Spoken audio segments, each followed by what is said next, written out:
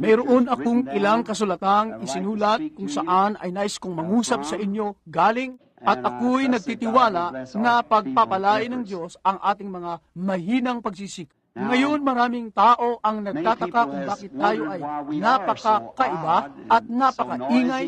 Alam ninyo, ito'y isang uri ng kakaibang tipo ng isang pagtitipon kaysa sa kinasanayan ng mga taong makit. At karaniwan ang lahat ay tila nasa butol at tuyong anyo. Ngunit kapag kami dumadalo sa mga pagtitipong ito na naging pribilehiyo ko na ngayon sa loob ng maraming taon mula nang ang mga ito'y pasimulan, kung hindi natin halos alam kung anong gagawin natin, ay basta na lamang dumarating at isinusuko ang ating mga sarili. Iyan lamang ang tanging alam nating gawin. At ang Diyos na ang gagawa ng iba pa. Kaya't ito ang nagbubunsod sa atin na maging mga taong kakaiba kung kumilo. Noong isang araw ay may nagsabi, alam mo, kayo talagang mga tao, kayo ay isang kakaiba. At ang sabi ko, aba, sa palagay ko ay gayon nga kami. At naalala ko ang isa sa mga pagtitipon, si kapatid na Troy ay nagkwento sa akin minsan tungkol sa isang munting Aleman na nagsabing tinanggap na niya ang bautismo ng Espiritu Santo. Nang sumunod na araw doon sa talyer na kanyang pinagtatrabahuan, ay itinaas niya ang kanyang mga kamay at nagpuri sa Panginoon at nagsalita ng mga wika at nagpatuloy ng labis. At sa wakas lumapit ang amo at nagsabi, Haine, anong nangyayari sa iyo? Aniya, ako'y naligtas, aniya. Ang puso ko'y labis na nag-uumapaw sa kagalakan. Aniya, aba, marahil ay sumama ka sa bugkos ng mga twerka doon sa ibaba. Aniya, oo, luwalhati sa Diyos ang sabi, salamat sa Panginoon dahil sa mga twerka. Aniya, kunin mo ang isang auto na umaandar sa kalsada, ang sabi, tanggalin mo ang lahat ng twerka nito, walang matitira kundi isang bugkos ng basurang bakal. At iyo'y talagang tama. Alam ninyo, isang araw sa California, ako'y naglalakad sa mga lansangan ng Los Angeles at nakakita ako ng isang lalaking may karatula sa kanyang dibdib. At dito, at ang sabi nito, ako'y hangal para kay Kristo. At lahat ay nakatingin sa kanya at napansin kong sila'y lumilingon at tumitingin pagkatapos nang siya'y nakalampas na. At naisip kong tularan ang ginagawa nila. At sa kanyang likod ay ang sabi niya, kanino ka namang hangal? Sa palagay ko'y tayo'y tila kakatwa sa isa't isa, alam nyo. Ngunit alam nyo, ang sanlibutan ay nalalagay sa isang uka hanggang sa ang isang bagay na kakaiba ay ginawa itong napakakatwa. Hanggang sa ang mga tao'y nagpapalagay na ito'y isang bagay na mali. At kadalasan ay kailangan pang gumawa ng isang bagay ang Diyos na hindi karaniwan upang muling maipanumbalik ang mga tao sa Biblia. Naisip ko na si Noe ay tila isang hangal sa makaagham na panahong iyon na kinabubuhayan niya. Sapagkat sila ay mapapatunayan nila na walang tubig sa kalangitan, ngunit sinabi ng Diyos na magkakaroon ng ilan doon. Kaya't si Noe na nangaral at naniniwala roon ay nagmistulang isang hangal. At naisip ko nang si Moses ay magtungo sa Ehipto, siya ay nagmistulang isang hangal kay Paraon. Ngunit alalahanin si Paraon, di naman ay isang hangal para sa kanya. Kaya sila'y napagtanto natin yan. Maging si Jesus man ay itinuring na isang erehe. Iya'y tama. Si Martin Luther ay isang hangal sa Iglesia Katoliko. At si John Wesley ay isang hangal sa mga Anglican. Alam nyo, ito na marahil ang panahon para sa isa pang hangal. Hindi ba ganito rin ang palagay nyo? Ngunit bago pa magkaroon ng isang twerka, alam nyo, kailangan magkaroon muna ng isang turnilyo upang mapag-gross-kasan ito. Kaya alam nyo, si Noe sa kanyang pagiging twerka, kinuha niya ang twerka, binubunot nito, ang turnilyo, hinihila nito, ilang bagay na magkasama at tinatanganan ang mga bagay na magkakasama. Kaya't nagawa ni Noe na hatakin ang lahat ng mananampalataya sa loob ng arka, palayo sa mga kahatulan sa pamamagitan ng pagiging isang tuwer. Nalaman natin na hinatak ni Moses ang iglesia palabas sa Ehipto sa pamamagitan ng pagiging isang tuwer. Yay, tama. Sa palagay ko ay kailangan natin ng isang tuwerka ngayon upang hatakin ang nobya palabas sa iglesia. Kailangan natin ng bagay na ito ngayon, isa pa uli. Kaya tayo ay isang napaka-tatatwang uri ng mga tao at naisip ko ngayong gabi kung luluubin ng Panginoon ay sisikapin kong magbasa ng ilang kasulatang nauukol dito at mangungusap sa inyo sa ilang mga sandali at sisikaping ipakita sa inyo kung bakit tayo ay isang kakatuwang katauhan. Tayo ay tumungo sa mga kasulatan ngayon sa mga taga-Pilipos sa 2 kabanata, talatang 1 at 8, at sa 2 Korinto 3:6. At basahin natin habang tayo'y nananampalataya sa salita ng Diyos. At ngayon, bago tayo bumasa, iyuko natin ang ating mga ulo para sa panalangin. Mabiyayang Amang makalangit, kami tunay na mga taong may pribilehiyo ngayong gabi upang mabuhay sa kapanahunang ito at upang makita ang mga bagay na nakikita naming nagaganap at upang malaman na ang panahon ay napakalapit na kung kailan si Jesus ay paririto para sa kanyang iglesia. Ito'y nakapagpapasigla ng aming mga puso, Panginoon. At habang aming tinutunghayan ang mga pahina ngayong gabi, dalangin namin na bigyan mo kami ng isang nilalaman mula sa tekstong ito. At nawa ay ipahayag ng Espiritu Santo sa aming mga puso ang mga bagay na magiging mabuti at kalugod-lugod sa Diyos, dahil ito ay hinihiling namin sa pangalan ni Jesus. Amen. Alam nyo, sa palagay ko'y may ipagagawa ako sa inyo. Ako ay madalas na humihiling ng ilang mga bagay na kakatwa at naway hindi ako humihiling ng anumang bagay na labis na kakatwa. Ngunit kapag tayo ay nanunumpa ng katapatan sa watawat, lahat tayo ay tumatayo. At habang dumaraan ang watawat, tayo ay tumatayo na siyang dapat nating gawin. Tayo ay tumatayo upang sumaludo. Tayo ay tumayo habang binabasa natin ang salita kung mamarapatin ninyo. 2 Korinto 3:6 na sa amin ay nagpaging sapat na mga ministro ng bagong tipan, hindi ng titik kundi ng espiritu. Sapagkat ang titik ay pumapatay, datapwat ang espiritu ay nagbibigay ng buhay.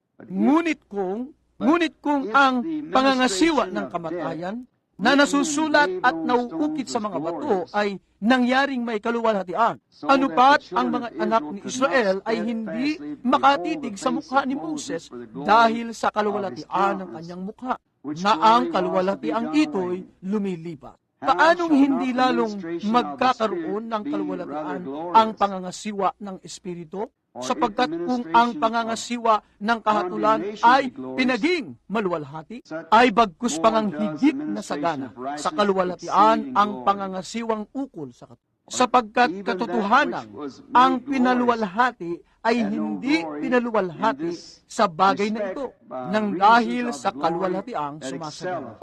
Sapagkat kung ang lumilipas ay may kaluwalhatian, gaano o ay lalo pang nananatili ay nasa kaluwalhatian. Yaman ngang mayroon gayong pag-asa ay ginagamit namin ang buong katapangan ng pananalita. At hindi gaya ni Moses na nagtalukbong ng kanyang mukha, upang ang mga anak ni Israel ay huwag magsititig sa katapusan niya lumilip. Natapwat ang kanilang mga pag-iisip ay nagsitigas.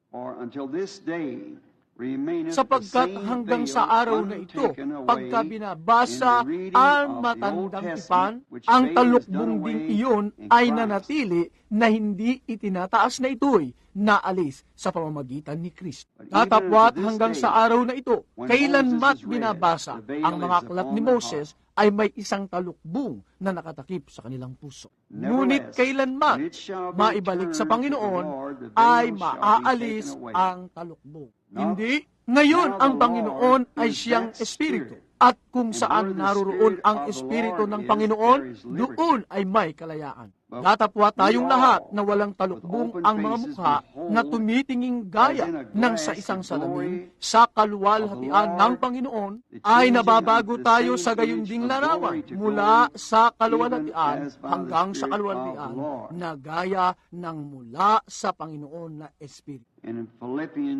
At sa Filipos 2, mababasa natin ito simula sa una at babasa tayo hanggang sa ika-8 talata. Kaya nga kung mayroong anumang kasiglahan kay Kristo, kung mayroong anumang kaaliwan ng pag-ibig, mayroong anumang pakikisama ng Espiritu, mayroong anumang mahinahong mga awa ng habag, ay lubusin ninyo ang aking katuwaan upang kayo'y mangagkaisa ng pag-iisip, mangagtataglay ng isa ring pag-ibig, na mangagkaisa ng akala at isa lamang pag-iisip. Na huwag ninyong gawin ang anuman sa pamamagitan ng pagkakampi-kampi o sa pamamagitan ng pagpapalalo, kundi sa kababaan ng pag-iisip, na ipalagay ng bawat isa ang iba na lalong mabuti kaysa sa kanyang sarili. Huwag tignan ng bawat isa sa inyo ang sa kanyang sarili, kundi ang bawat isa naman ay mga bagay ng iba. Mangagkaroon kayo sa inyo ng pag-iisip na siyang na kay Kristo Jesus din naman, na siya, bagamat nasa anyong Diyo, ay hindi niya inaring isang bagay,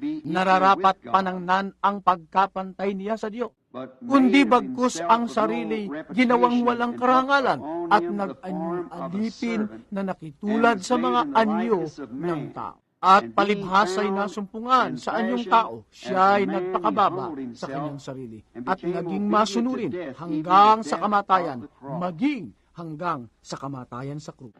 Tayo ay manalangin. Makalangit na Ama, ang dakilang salitang ito na binasa ngayong gabi mula sa iyong banal na kasulatan, gawin mo itong napakatotoo sa aming mga puso na kami aalis mula rito katulad ni Yaong mga nanggaling sa Emmaus na nagsabing, hindi baga nag-aalab ang ating mga puso sa loob natin habang tayo'y kinakausap niya sa daan, sapagkat hinihiling namin ito sa pangalan ni Jesus. Amen. Maari na kayong maupo.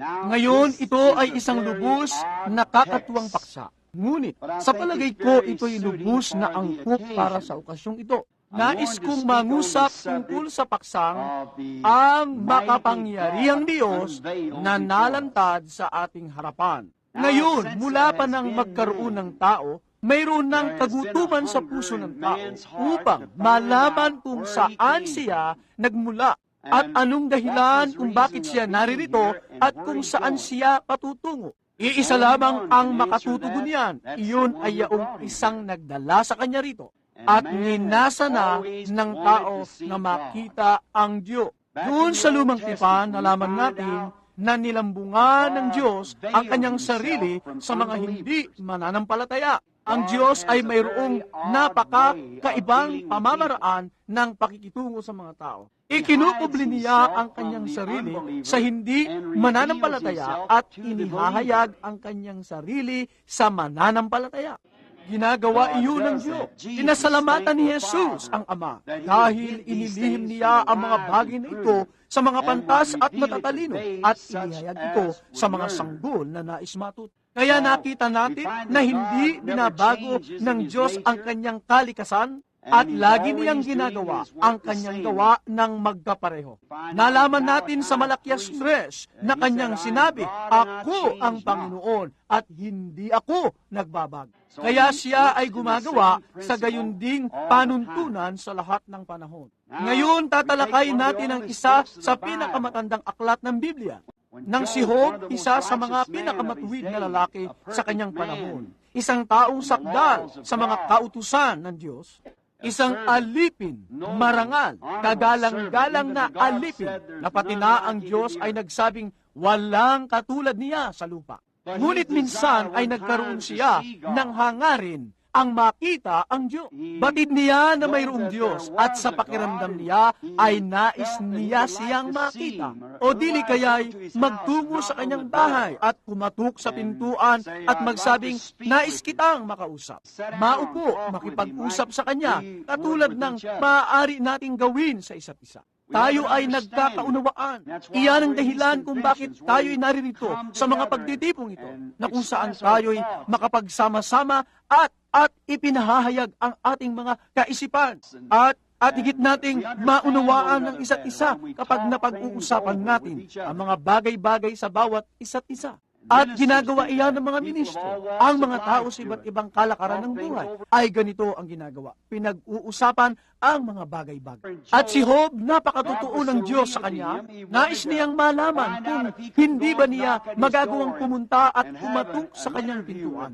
At magkaroon ng isang panayam sa kanya. Ngunit nalaman natin na nakipag-usap ang Diyos sa kanya, bagamat siya ay nalalambungan. Siya ay natatalukbungan sa anyo ng isang ipu-ipo. At sinabi niya kay Job na bigkisin ang kanyang mga baywang, kakausapin niya itong tulad sa tao. At siya ay bumaba sa isang ipu-ipo at nangusap kay Job.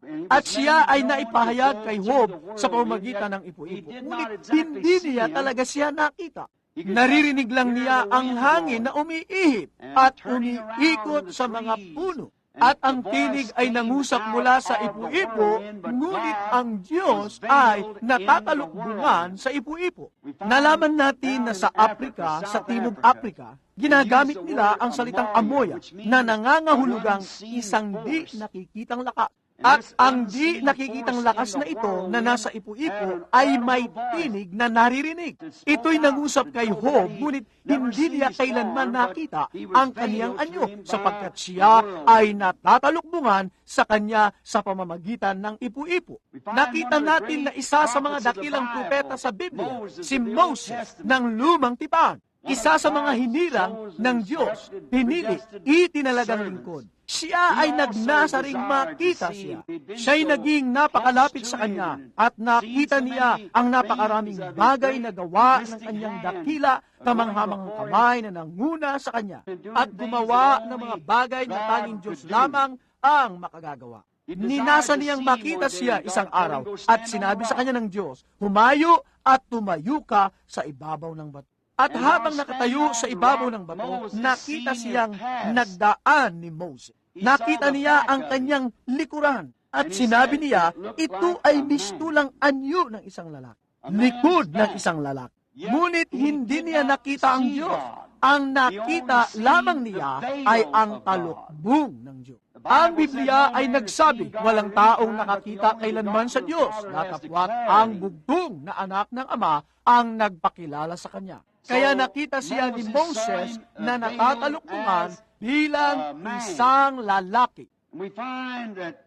At nalaman natin na si Jehova ng Lumang Tipan ay si Jesus ng Bagong Tipan.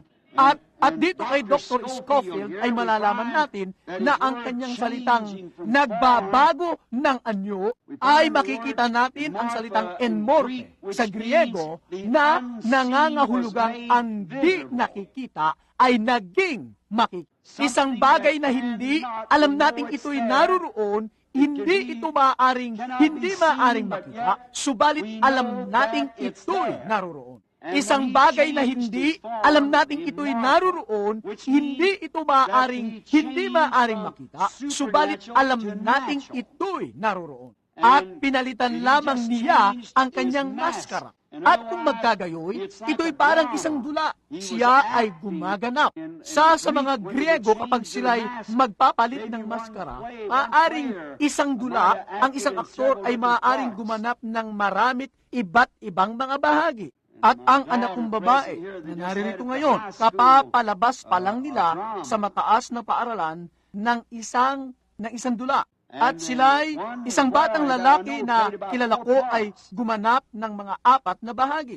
Ngunit siya ay pumupunta sa likod ng entablado at nagpapalit ng kanyang maskara upang sa gayoy makalabas muli upang gampanan naman ang iba pang katauhan. Ngayon, kung kukunin ninyo ang mga hula sa lumang tipan na nauukol sa kung ano ang kahihinatnan ng Mesiyas, ay maihahambing ninyo ito sa buhay ni Jesus at makikita ninyo ng hustong-husto kung sino si Jesus.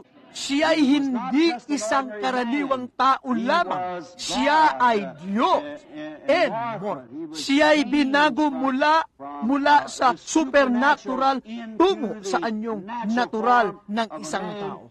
Subalit siya ay Diyos na naipahayag sa laman, natatalukbungan ng isang makataong makalamang lambong. At pagmasdan mo ang lumang tipan, aking nalalaman ko na ako'y nangungusap sa magkahalong tagapakinig ngayong gabi mula sa iba't ibang bahagi ng mundo. At tayo'y naririto ngayon upang malaman ano ang ating ginagawa? Ano ang ating, saan ba tayo patungo? Anong nangyayari? Anong kahulugan ng lahat ng ito?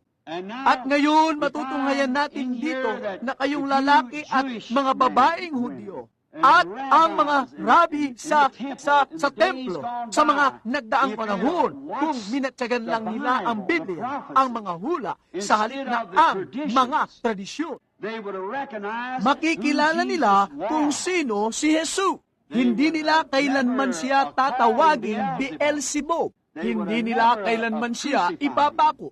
Ngunit kailangan ang lahat ng ito ay maisaganap. Iya'y bahagi ng dula. At sila'y nabulagan sa kasong ito. Ito'y katulad ng marami sa inyong mga lalaki at babaeng narito ngayong gabi. Maaaring kasing edad ko o mas matanda ng kaunti. Naalala ninyo rito sa Amerika, maraming taon na ang lumipas bago ang mga inchik. Ang aking kapatid na lalaki rito na ipinakilala nila kani-kanina, sumagi ito sa isipan ko nang ako'y nakikipag-usap sa kanya. Kung paanong dati nilang hindi sila makapagsalita ng Ingles at sila ang nagpapatakbo ng palabahan at pupunta ka sa kanyang palabahan upang kunin ang tapos na labada. Ang labanderong inchik ay kukuha ng isang etiketa at pupunitin iyon sa isang paraan. Kukunin mo ang isang bahagi ng etiketa, kukunin niya ang kabilang bahagi. Kaya kapag ikaw ay bumalik upang kunin ang iyong mga pinalabhan, ang 2 pirasong iyon ng papel ay kailangang magtugma. At kung hindi sila magkatugma ng tugmang-tugma, hindi mo ito maaring dayain sa anumang paraan dahil nasa kanya ang isang piraso at nasa iyo ang isa.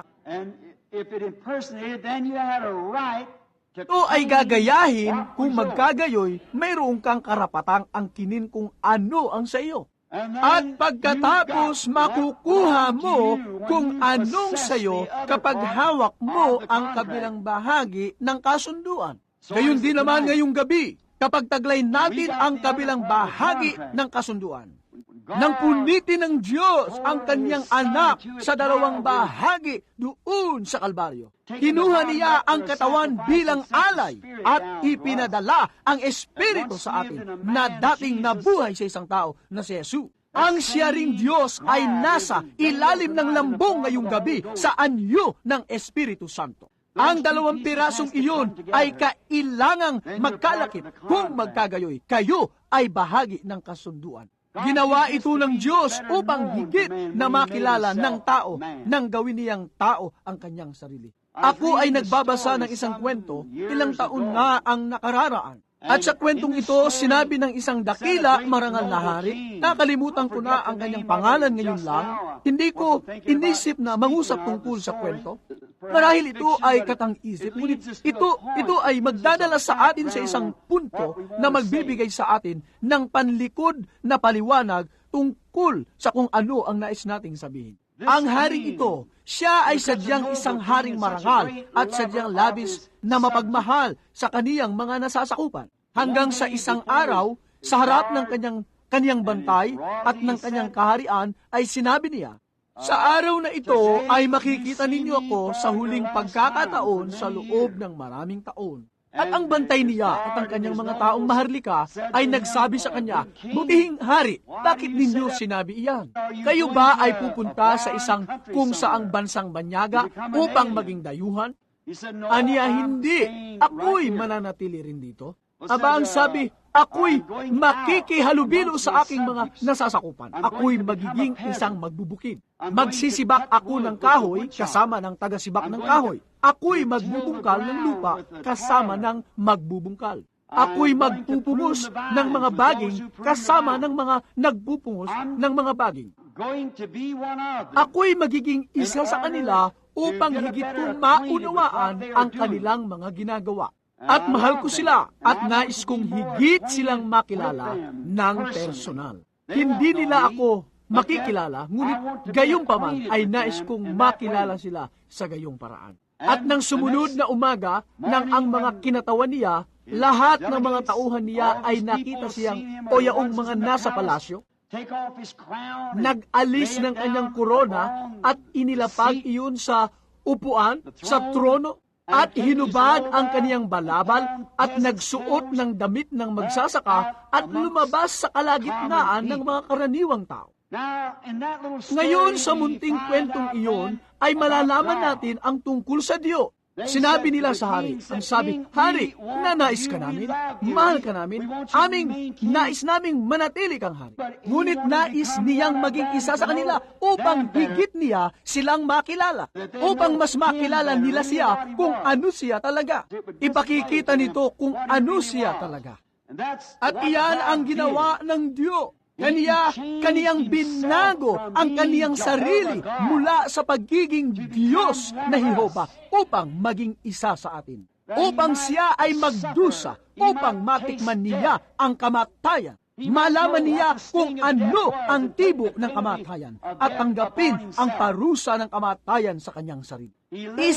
Isantabi niya ang kaniyang korona at ang kanyang balabal at naging isa sa atin. Siya ay naghugas ng mga paa kasama ang mga aba. Siya ay nanahan sa mga tolda kasama ng mga maralita.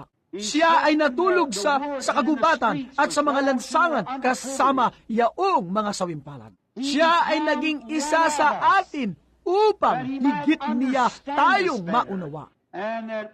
At higit natin siyang maunawaan. Ngayon, sa aking palagay doon, makikita natin ang pagpapalit niya sa kanyang sarili, sa kanyang ginawa.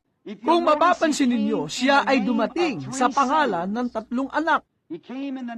Siya ay dumating sa pangalan ng anak ng tao, at sa anak ng Diyos, at sa anak ni David. Siya ay dumating bilang anak ng tao. Ngayon, sa Ezekiel 2:3, si Jehova mismo ay tinawag si Ezekiel na propeta ang anak ng tao. Ang anak ng tao ay nangangahulugang isang propeta. Siya ay dumating sa gayong paraan upang ganapin ang Deuteronomio 18:15 na sinabi ni Moses. "Palilitawin ng Panginoon mong Diyos ang isang propeta sa gitna ninyo na gaya ko." Hindi niya kailanman tinawag ang kanyang sarili na anak ng Diyos. Tinukoy niya ang kanyang sarili bilang anak ng tao, sapagkat kinakailangan niyang dumating ng ayon sa kasulatan. Kita niyo, kailangan niyang gawin ang 2 pirasong iyon ng punit na papel. Ang hula sa lumang tipan at ang kanyang sariling katangian na tugmang-tugma. Kaya't siya ay dumating bilang anak ng tao. Dumating sa gayong anyo. Pagkatapos ay nalaman natin, pagkatapos ng kanyang kamatayan, libing at pagkabuhay na maguli, siya ay dumating noong araw ng Pentecostes bilang anak ng Diyos. Diyos ang Espiritu sa anyo ng Espiritu Santo. Ano ang kanyang ginagawa? Binabago niya ang kanyang sarili. Ipinakikilala ang kanyang sarili sa kaniyang bayan sa ibang anyo. Katulad ng Espiritu Santo na Diyos, siya ay dumating upang makitungo sa mga kapanahunan ng Iglesia bilang anak ng Diyos, ang Espiritu Santo. Ngunit sa milenyum, siya ay darating bilang anak ni David upang lumuklok sa trono ni David, hari. Siya ang luluklok sa trono ni David. Siya'y nasa trono ng Ama ngayon. At pagkatapos sinabi niya, ang sinumang makapanaig ay luluklok na kasama ko sa aking trono kung paano ako nakapanaig at nakaluklok sa trono ng aking Ama. Kaya siya, sa milenyum, siya ay magiging anak ni David. Ano ito? Ang di nagbabagong Diyos sa lahat ng panahon na nagpapalit lamang ng kaniyang maskara. Ako sa aking may bahay ay isang asawang lalaki. Napansin ba ninyo na sinabi ng babaeng Syropheniciana, ikaw na anak ni David, mahabag ka? Siya, ni hindi man lang siya nabahala nito. Wala siyang karapatang tawagin siya ng gayon. Wala siyang anumang pag-aangkin sa kanya bilang anak ni David. Siya ay ang anak ni David sa Hudyo. At ngayon, siya ay dumating. Ngunit nang tawagin niya siyang Panginoon, siya ay kaniyang Panginoon. Nang magkagayoy, natanggap niya ang kanyang hiniling. Ngayon, habang ang pinapalitan lamang niya ang kanyang sarili. Ngayon sa aking tahanan, ako'y tatlong iba't ibang tao.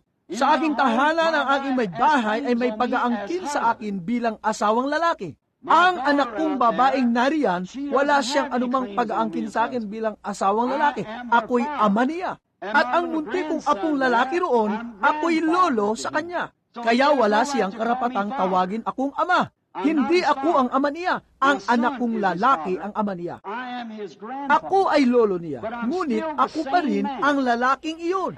At ang Diyos, ang ginagawa niya, binabago lamang niya ang kanyang sarili upang lumitaw siya sa lahing iyon, upang maipakilala ang kanyang sarili sa mga taong iyon. At iyan ang aalamin natin ngayong gabi, kaya tayo narito. Sa anong paraan dapat ipakilala ng Diyos ang kanyang sarili sa mga taong ito at sa panahong ito? Pinapalitan niya ang kaniyang maskara, pinapalitan niya ang kaniyang ginagampanan, ngunit hindi niya binabago ang kanyang kaugalian. Hindi niya pinapalitan ang kaniyang kalikasan, pinapalitan lamang niya ang kanyang maskara mula sa isa tungo sa isa pa. Ginagawa niya ito upang maipahayag ang kaniyang sarili ng mas malinaw sa mga tao, upang malaman nila kung sino siya at kung ano siya. Sa Hebreyo 1 ay mababasa natin ang Diyos na nagsalita sa ating mga magulang sa iba't ibang panahon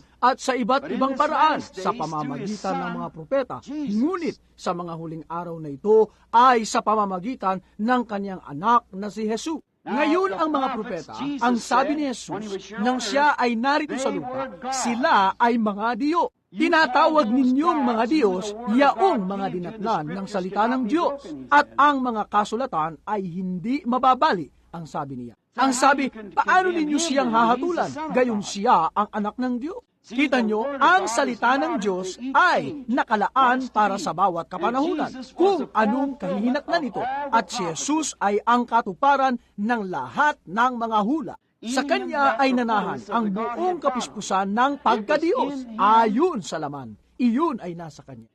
Siya yaong na kay Jose, siya yaong na kay Elias, siya yaong na kay Moses, siya yaong na kay David, isang haring tinanggihan. Tinanggihan siya ng sarili niyang bayan bilang hari. At nang siya ay lumabas sa mga bakuran ng korte, isang munting lalaking may kapansanan, pagapang-gapang, hindi niya nagustuhan ang kaniyang pamamahala, ang pamamaraan niya. At dinuraan niya siya. At hinugot ng bantay ang kaniyang tabak at nagsabi, hahayaan ko bang manatili ang ulo ng asong yaon sa kaniyang sarili na dumura sa aking hari? At si David marahil ay hindi niya nauunawaan kung ano ang ginagawa niya noong panahong iyon, ngunit siya ay pinahiran. At sinabi niya, pabayaan mo siya, inutos sa kanya ng Diyos na gawin ito. At umakyat siya sa burol at tinangisan ang Jerusalem, isang haring tinanggihan. Napansin ba ninyo ilang daang taon mula noon? Ang anak ni David, pagkatapos duraan sa lansangan at naroon sa burol, sa bundok ding iyon, habang pinagmamasdan ang Jerusalem, isang haring tinanggihan at nanangis. Jerusalem, makailang ulit kung tinipon kayo tulad ng inahing manok sa kaniyang mga sisiw, ngunit ayaw ninyo. Hindi niya kailanman binago ang kaniyang kalikasan, sapagkat sinabi ng Hebreo 13:8, siya rin ang kahapon, ngayon at magpakailanman. Ang Diyos ay nagkatawang tao upang mamatay, upang tubusin tayo sa pagkakasala.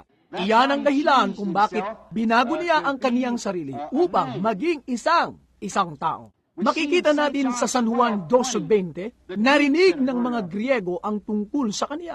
Ngayon, walang sinumang tao na makaririnig ng tungkol sa kanya nang hindi mag-aalab ang kanilang puso upang makita siya. Katulad ni Job at ng mga propeta ng una, nais nilang lahat na makita siya. Kaya nagtungo ang Griegong ito upang makita siya.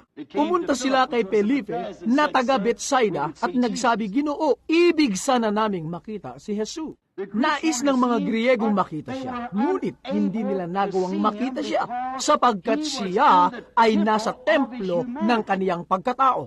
Ang Diyos ay nakay Kristo na ipinagkakasundo ang sanlibutan sa kaniyang sarili. Ngayon nalaman natin dito, hindi magawa ng mga Griegong ito na makita siya at pansinin ang mga pinakasalitang binigkas sa kanila ni Jesus pagkatapos. Aniya, maliban ang butil ng trigo ay mahulog sa lupa at mamatay, ay mananatili itong nag-iisa. Sa ibang pananalita, hindi nila siya makikita kailanman sa pagpapalit na ito sa maskarang kinapapalooban niya noon sapagkat siya ay natatalukbungan ng laman ng tao. Ngunit kapag ang butil ng trigong ito ay nahulog sa lupa, kung magkagayoy, magluluwal ito ng lahat ng mga lahi.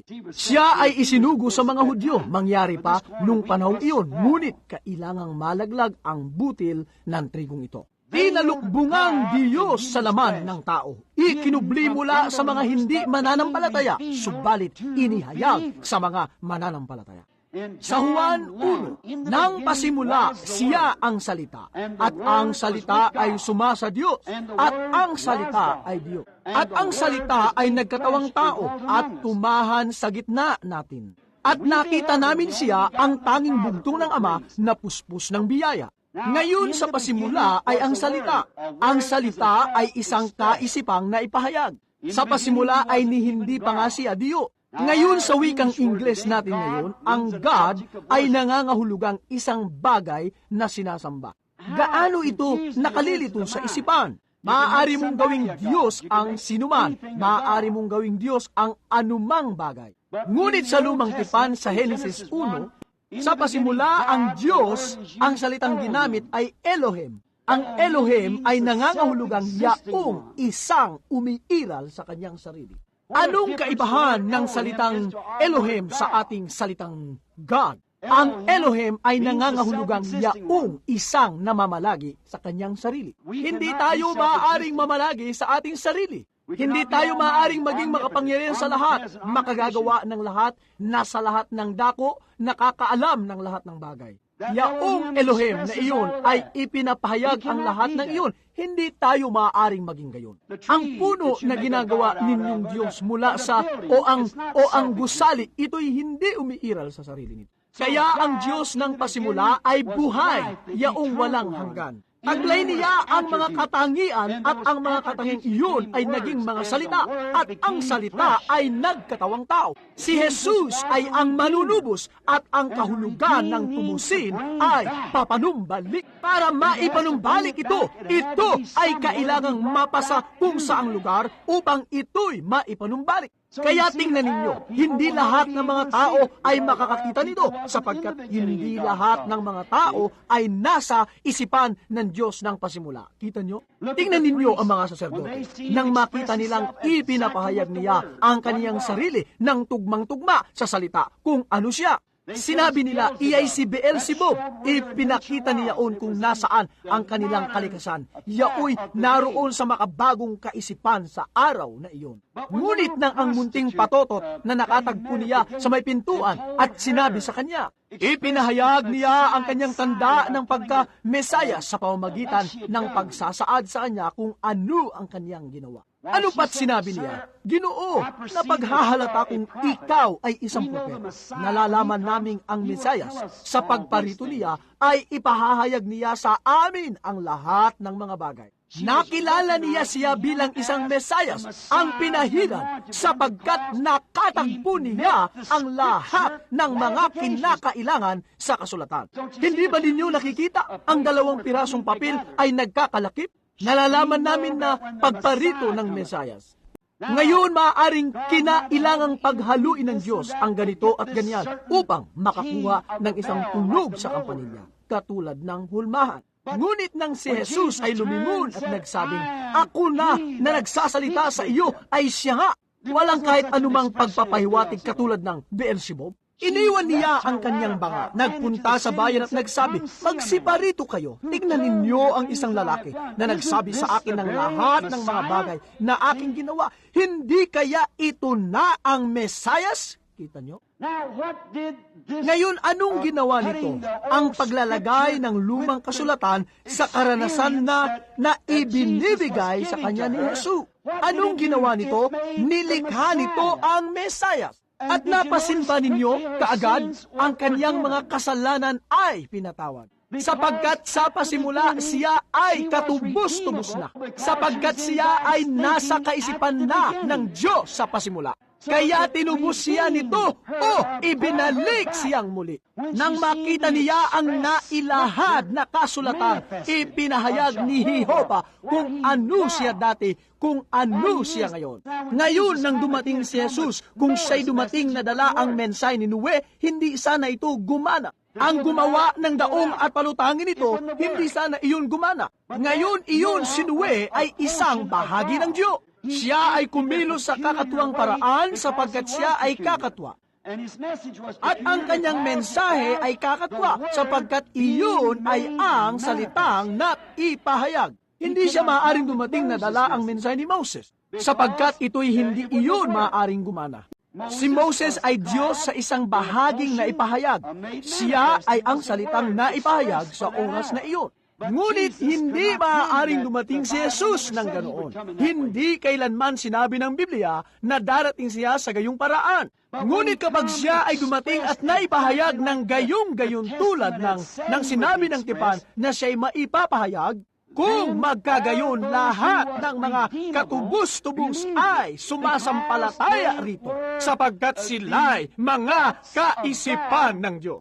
Ang mga katangian niya sa pasimula ay nagkatawang tao at naging katubos-tubos at naipanumbalik sa Diyos. Ang lahat ng sa Kanya ay nagsitanggap ay pinagkalooban niya sila ng karapatang maging mga anak ng Diyos. Sapagkat sila'y katubos-tubos, sila ay nasa pagpapahayag na mula pa ng pasimula. Kung tayo ay makatitigil dito sumandali, kung ito'y posible, at pag-iisipan iyon ngayong gabi, ang mensahe ng panahon, ang mga kaisipan ni Jehova na naipahayag bago pa itinatag ang sanlibutan. Tayo ay sinabihan na ang ating mga pangalan ay inilagay sa aklat ng buhay ng Kordero. Kung magkagayon, ay maaari nating makita ang magkabilang panig kung bakit ang isa ay kakatwa sa paningin ng iba. Iyon dapat ang kaparaanan. Iyon palagi. Ito'y palaging ganoon at gayon palagi ang mangyayari. Siya ay ang salita at ang salita ay nagkatawang tao at nanahang kasama natin. Ngayon, ang Diyos sa noong mga kaarawan ng lumang tipan, nakita natin na pagkatapos niyang magpakita sa kanyang bayan sa iba't ibang anyo, ay tinalukbungan niya ang kaniyang sarili ng mga lumang balat ng hayop. Ang Diyos nagkukubli sa likod ng balat ng mga hayop sa kanyang luklukan ng awa. Nalaman natin na kung paanong si Solomon nang ialay niya ang templo ng Panginoon at ang mga balat ng hayop na ito ay nakasabit doon ang tabing, kung paanong siya ay dumating bilang haligi ng apoy at bilang isang ulap. At bumaba sa likod niyaon at tinalukbungan ang kanyang sarili sa sanlibutang nasa laba. Ngunit sa pamamagitan ng pananampalataya, alam ng Israel na siya ay naroon sa likuran. Batid nilang naroon siya kahit ano pa ang sabihin ng alinman sa mga sanlibutang walang kinikilalang Diyos. Siya ay naikubli sa di mananampalataya. Ngunit ang mananampalataya sa pamamagitan ng pananampalataya ay nakabatid na siya ay naroon sa likuran. Mayroon silang awa. At siya ay nasa kaniyang luklukan ng awa na isang dakilang lihim. Alam niyo, sa lumang tipan, ang pumasok sa likod ng balat na iyon ay kamatayan. Ngayon, ang lumayo dito ay kamatayan. Noon ang pumasok sa kanyang kaluwalhatian ay kamatayan. Ngayon ang lumayo sa kanyang kaluwalhatian ay kamatayan. Iyan ay naganap, mangyari pa sa pagkapunit ng tabing sa Kalbaryo, nang ang tabing ay napunit ang lumang tabing. Ngayon ang mamalagi sa labas ng kanyang presensya ay kamatayan. Noon ang pumasok sa kanyang presensya ay kamatayan. Kita nyo, ito'y nagpapalit-palit at pabalik-balik at kailangan ninyong makita ang kasulatan upang malaman kung anong araw ang ating kinabubuhayan. Ngayon, nang mahapak ang tabing sa Kalbaryo, nalantad ng malinaw ang luklukan ng awa. Ngunit anong nangyari? Ito ay nakabitin sa Kalbaryo, dugong pumapatak. Kung paanong sila ay kumuha ng dugo taon-taon para sa paglilinis ng santuaryo at sa pagwiwisik ng luklukan ng awa. At naroon ang Diyos, taglay ang kanyang dakilat, makapangyarihang haplit ng malakas na kidlat, ay pinaghiwalay ang lumang tabing na balat ng hayop mula sa itaas hanggang sa ibaba, at ang luklukan ng awa ay nalantad ng lubusan. Ang tunay at totoong kordero ng Diyos ay nakabitin ng lantad sa Kalbaryo, ang tunay na luklukan ng awa. Nang bayaran ng Diyos ang halaga sa pamamagitan ng kanyang sarili at naging isa sa atin. At ipinahayag ang kanyang sarili bilang isang tao upang makilala niya tayo at tayo ay makakilala rin sa kanya. Ang luklukan ng awa ay lantad na lantad sa paningin ng buong Israel ng araw na iyon ng pagtubos. Ngunit aba, ang mga tradisyon ng mga ama ng iglesia ng araw na iyon, sa pamamagitan ng kanyang mga tradisyon ay tinabingan ang tunay na luklukan ng awa sa mga tao. Kung napag-unawa lamang nila ang kasulatan, ang bawat piraso ay magkakalakip tulad ng etiketa ng incheck. Ang hula sa lumang tipan ay naganap sana at ito nga ay nangyari. At kung sila'y naturuan sa kasulatan, makikita nila sana ang luklukan ng awa. Katulad ng sinabi ni Moses dito na magpahanggang sa araw na ito ay natatalukbungan sila. Ito'y tumatakip pa rin sa kanilang mga puso. Hindi nila ito nakikita. Datapwat siya ay Diyos, ang pagdurusa at ang pagkatubos. Siya ang tunay na luklukan ng awa na nakatayong lantad na lantad. Tulad ng pag-awit natin sa himnong, hayon masdan siyang nalantad, naroon siya ang makapangyarihang manlulupig, maglula ng kanyang punitin ang tabing sa dalawa. Kita nyo, siya ay pumarito, ang luklukan ng awa, malinaw na natatanaw ng kongregasyon na nakabitin. Ngunit sila ay nasa ilalim ng popular na haka-haka. Ngayon, mga lalaki't babae at mga kinatawan sa pagtitipong ito, nais kong sabihin ito nang walang pagtatangi sa sinumang tao. Ngunit sa pananaw para sa araw na ito, sa pananaw na kung bakit tayo naririto sa araw na ito, ako'y nangangamba na ang mga tradisyon ng mga ama, ang mga ama ng iglesia ay itinubli ito sa napakaraming mga tao. Dahil na nga sa ang Espiritu Santo ay dumating na sa mga huling araw na ito, katulad ng naihula at ang tabing ay napunit na. Napakaraming tao ang nagpipilit pa ring panghawakan ang mga tradisyon ng kanilang mga ama. At iyan ang dahilan kung bakit hindi nila makita itong labis na kagalakan at kapayapaan at ang mga bagay na taglay ng iglesia ngayon. Datapwat ito'y malinaw na nakikita ng mananampalataya. Itinago niya ang salita, ang ipinangakong salita sa araw na ito. Ngayon, ang mga tradisyon ay gumawa ng isang tabing. Sinasabi nilang ang mga araw ng himala ay lumipas na. Isang lalaki ang kumausap sa akin, isang mahusay at may pinag-aralang Ginoo sa Tucson, Arizona, kung saan ako nakatira. Ako'y nagkaroon ng isang gawain sa Ramada. At kami nagsalita sa isang malaking pagtitipon ng mga mangangalakal kung saan ay dumating ang presensya ng Panginoong Yesus at gumawa ng mga dakilang bagay. At ang Kristiyanong ginong ito ay lumapit sa akin at sinabi niya, isang manggagawa ng iglesia, butihing lalaki, At sinabi niya, kapatid na Branham, sinisikap mong ilagay sa isipan ng mga tao ang isang panahong apostoliko. Ang sabi niya, at kung saan ang panahong apostoliko ay tumigil na. At sinabi ko, ipinamamanig ko, aking kapatid, ipakita mo sa akin kung kailan tumigil ang panahong apostoliko sa kasulatan. Ang sabi ko, ang panahong apostoliko ay nagsimula sa araw ng Pentecoste. At ito ay sinabi ni Pedro ng araw ng Pentecostes, ang pangako ay sa inyo at sa inyong mga anak at sa lahat ng mga nangasa malayo, maging ilanman ang tawagin ng Panginoon nating Diyos. Kailan ito natapos? Kung ang Diyos ay tumatawag pa rin sa makatuwid, ang panahong apostoliko ay nagpapatuloy pa rin. At kaya diyan sinisikap ng mga tao na piringan ang napakaraming mga tao sa pamamagitan ng mga tradisyon ng mga matatanda katulad noon. At hindi ninyo magawang makita kung bakit ang mga tao ay napakasaya at interesado. At ang mga pagtitipong ito ay tila ba isang kakaiba, tila ba di pangkaraniwang bagay para sa ibang tao. Ay dahil sila ay nakakakita, nalampasan na nila ang mga harang na iyon. Sila ay lumagos na sa mga tabing na iyon patungo sa presensya ng Diyos, kung saan nakita nila ang naipahayag na pangako ng oras na ito ay ipinahayag sa harap ng mga tao. Nakita nila kung ano ang ipinangako ng Diyos. Sa Joel 2:28, ipinangako niya na sa mga huling araw na ito ay magkakaroon ng huling ulan na ibubuhos sa mga tao sa mga huling araw. Sa palagay ko'y ang salitang Griego para doon ay kenos, na nangangahulugang ibinuhos niya ng lubusan ang kanyang sarili.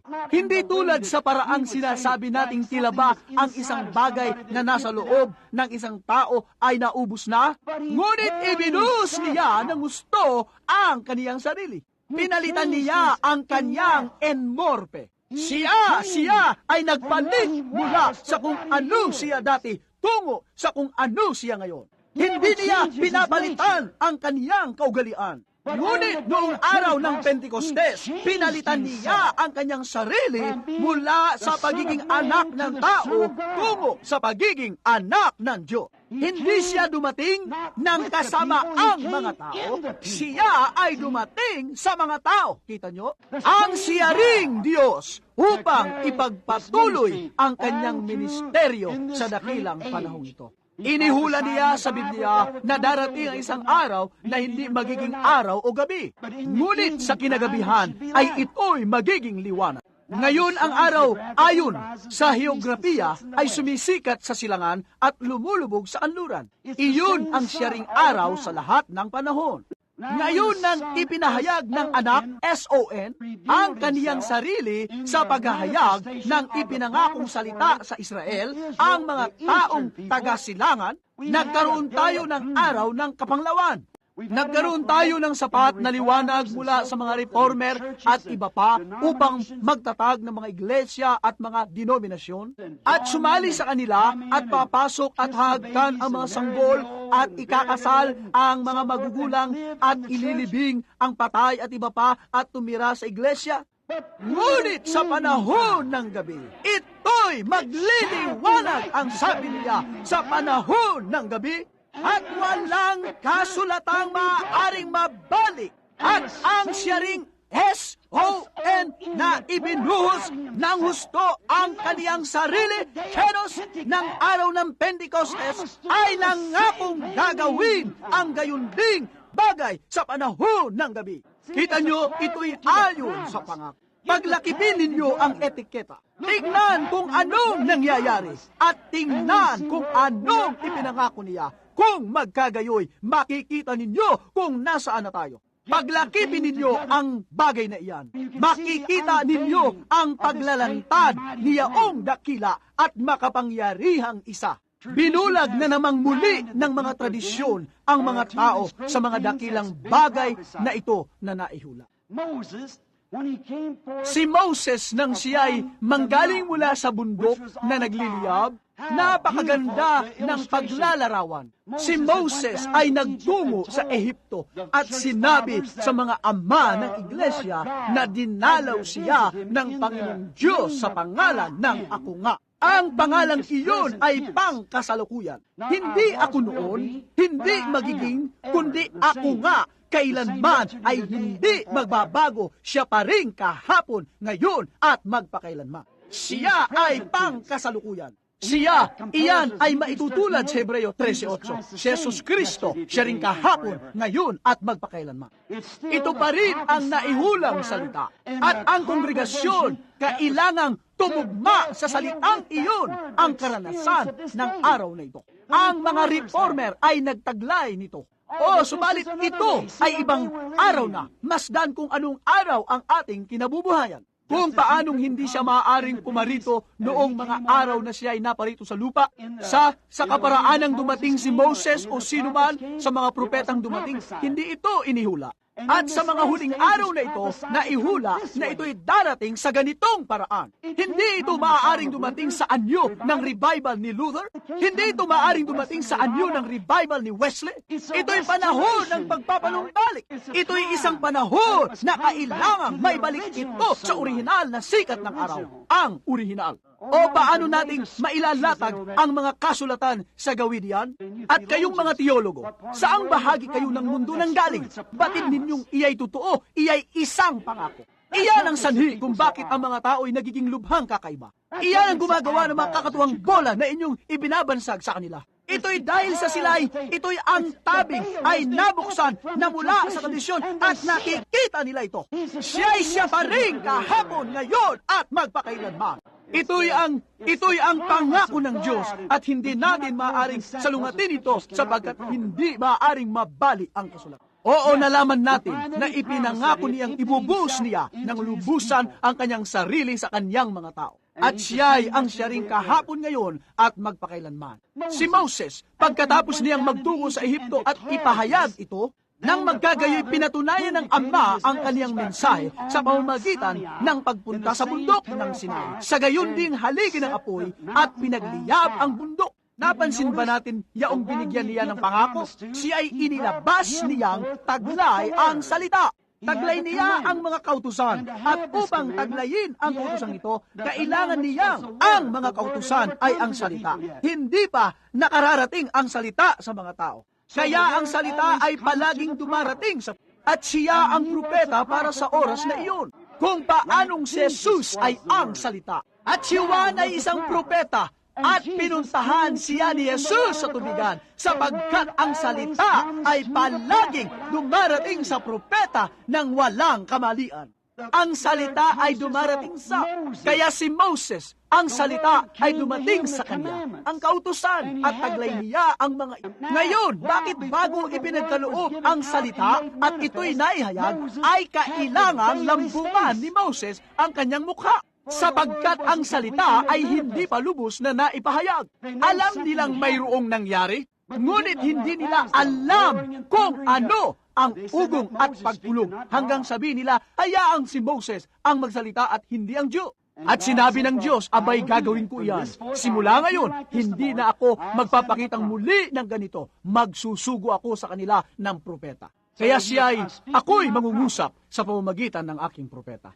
Ngayon kung si Moses nataglay ang natural na kautusan, na tulad ng ipinahayag ni Pablo sa atin dito sa 2 Korinto, ay kinailangang lambungan ang kanyang mukha sa natural, gaano pa kaya magiging napakaluwalhati at natatabingan ang espiritual sa hindi mananampalataya bago ito maihayag sa kanila? Gaano pa kaya nila tatawagin? Si Moses ay isang kakatuwang bola.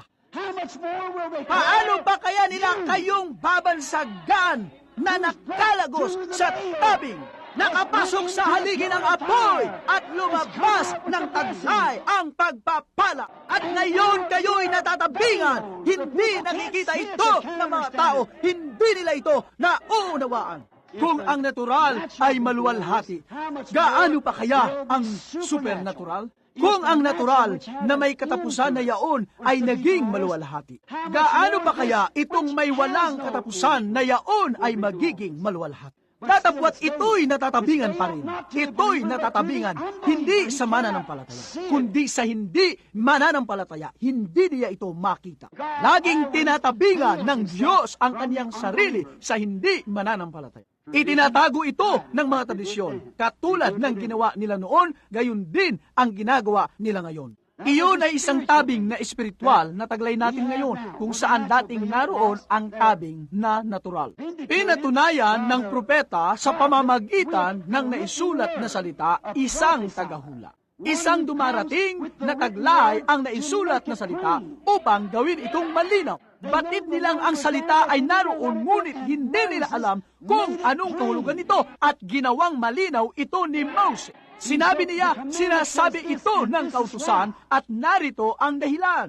Ginawa niya itong malinaw at bago pa ito pinalinaw, ito ay natabingan. At ganyan pa rin ito ngayon, natatabingan sa mga tao hanggang ito'y maipahayag at maging malinaw sa mga tao. Ang Diyos, ang makapangyarihang Diyos ay natatabingan ng katawang tao ang salita. Pansinin, ngayon, nalaman natin na ito ay naitago sa mga hindi mananampalataya, ngunit naipahayag sa mananampalataya. Pansinin, kinailangan ni Moses na pumasok ng mag-isa sa haliging apoy na ito. Walang maaaring sumama sa kanya. Ito ay hindi, ito anong sinasabi nito sa atin? Na hindi kayo maaaring tumungo rito sa pamamagitan ng pagsapi sa isang pangkat ng Pentecostal. Nakita nyo, hindi niya kailanman ito ipinahayag sa isang pangkat. Ipinahayag niya ito sa isang individual.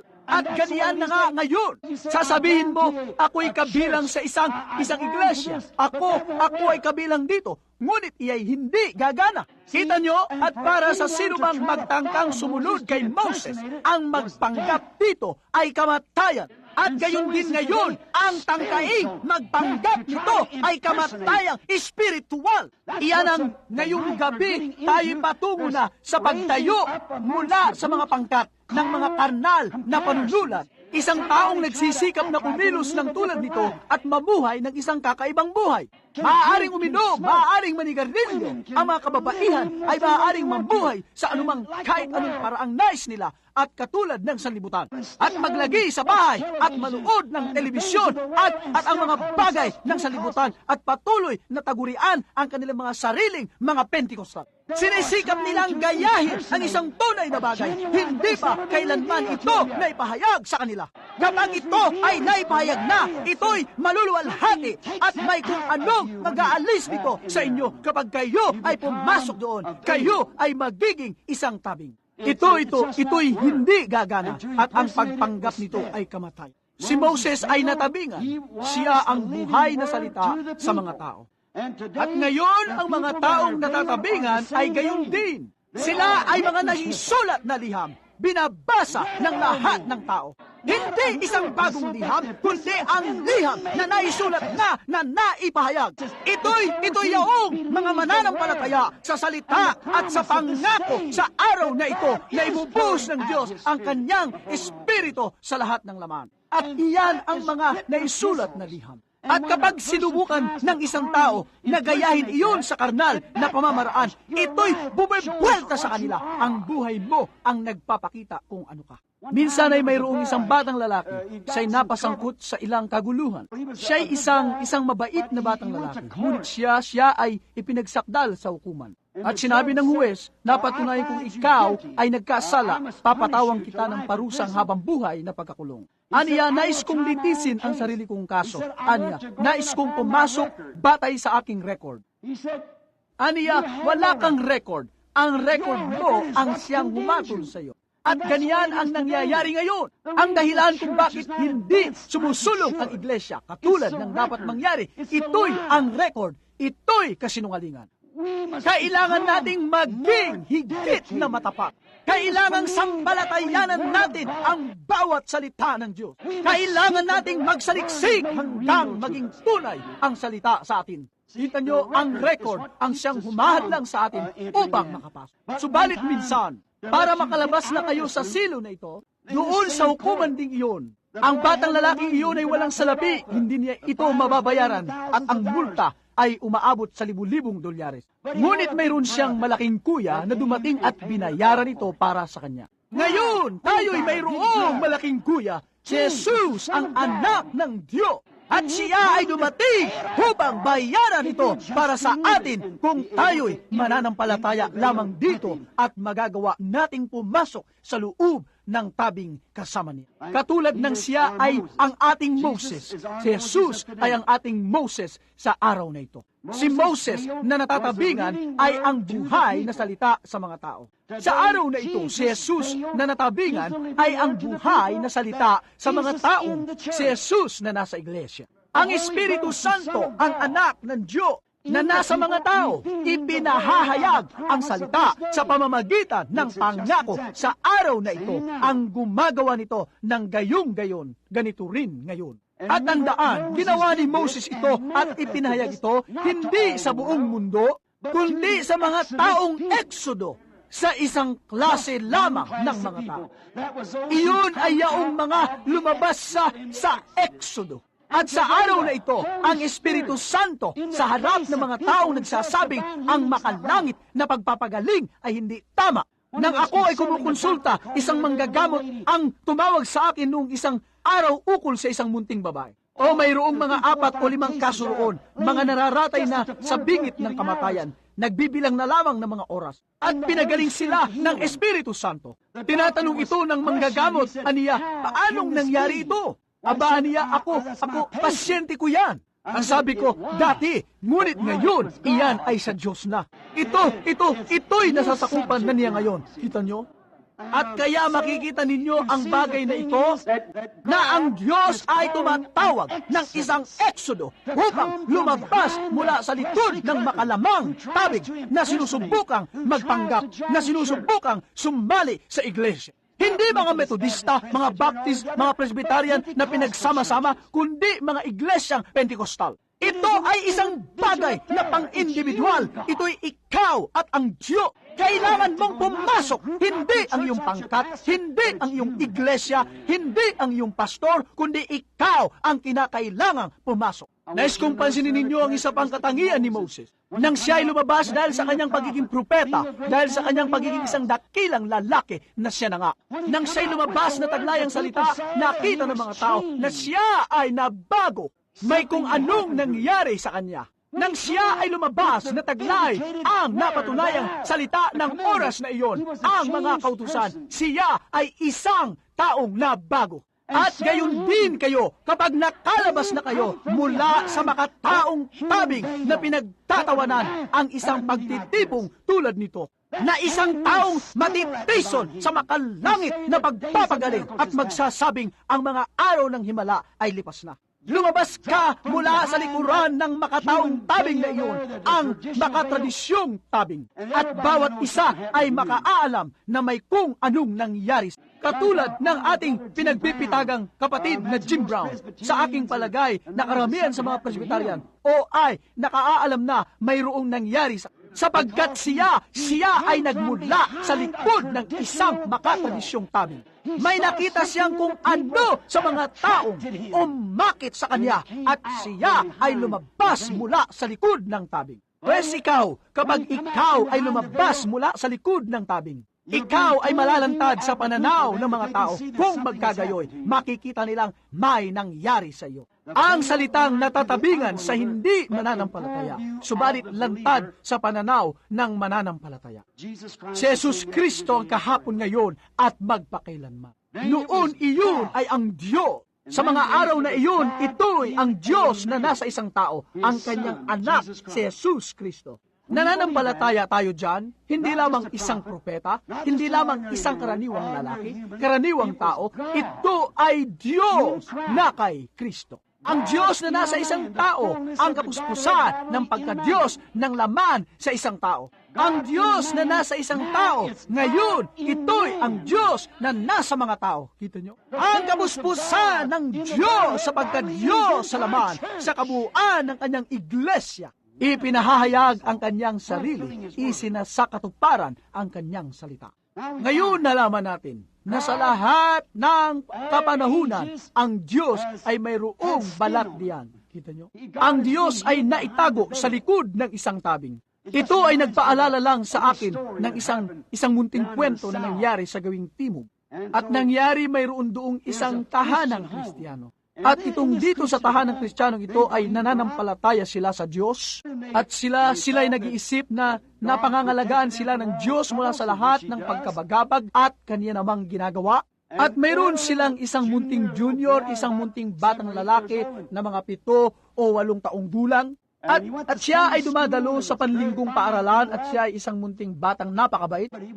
Ngunit siya ay natatakot sa bagyo, lalo na kapag kumikidlat. Nang sabihin ko ito sa isang lalaki nung isang araw, nang ang lathalaing tungkol sa lalaking ito na napagaling ay lumabas, ang ministrong ito rin ang nagsabi, ginagawa kanilang isang Diyos, kapatid na Branham. Mangyari siya isang kritiko, kung kaya inisip kong hahayaan kong medyo ibulalas ito ng bahagya. Hindi upang makasakit, alam nyo, kundi upang medyo, ang sabi ko, iyan ba ay napakalayo sa kasulatan upang magkagayon? Kita nyo? Ang sabi ko, hindi iyon. Ang sabi ko, sapagkat tinawag ni Jesus na Diyos ang mga propeta. Kita nyo? Iya'y tama. Ang Diyos, at sinabi nila, aba, kayong mga tao, inilalagay ninyo ang inyong sarili sa lugar ng Diyos.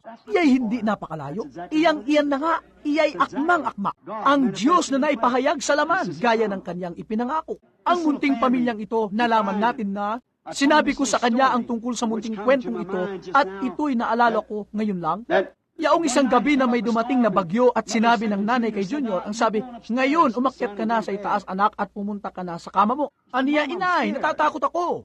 Aniya, walang anumang mananakit sa iyo, umanik ka na at pumunta ka na sa kama mo. Ang munting si Junior ay nahiga roon at ang kidlat ay kumikislap sa paligid ng mga bintana at lubang kinabahan ang munting bata. Ikinubli niya sa ilalim ng kumot ang kanyang ulo at naririnig pa rin niya ang kidlat o nakikita pa rin niya ang kidlat na kumikislap sa mga bintana at naririnig ang kulog na dumadagundong. Kaya ang sabi niya, inay, at aniya, anong kailangan mo, Junior? Ang sabi, pumanik ka dito at tabihan mo ako sa pagtulog. Kaya siya ay umakyat sa hagdanan gaya ng gagawin ng isang mabutit matapat na ina at siya ay umakyat at niyakap niya ang munting si Junior sa kanyang mga bisig at sinabi niya, Junior, nais ni nanay na kausapin ka sandali. Aniya, opoy nay, aniya ngayon, kailangang itanim mo ito sa iyong isipan. Tayo ay palaging pumupunta sa simbahan, nagbabasa tayo ng Biblia, nananalangin tayo, tayo ay isang pamilyang Kristiyano, nananampalataya tayo sa Diyos. At ang sabi, nananampalataya tayo na sa mga pagbagyo at anuman ang nangyari, ang Diyos ang ating proteksyon. Aniya, inay, naniniwala ako sa lahat ng mga iyan. Ngunit ang sabi, kapag napakalapit ng kidlat na iyan, ang sabi, ang nais ko ay isang Diyos na may balat. Kaya sa aking palagay, hindi lamang si Junior, kundi lahat tayo ay gayon ang nararamdaman. Kapag tayo ay nagtitipon-tipon, kapag tayo ay nananalangin para sa isa't isa, ang Diyos na may balat sa gayon.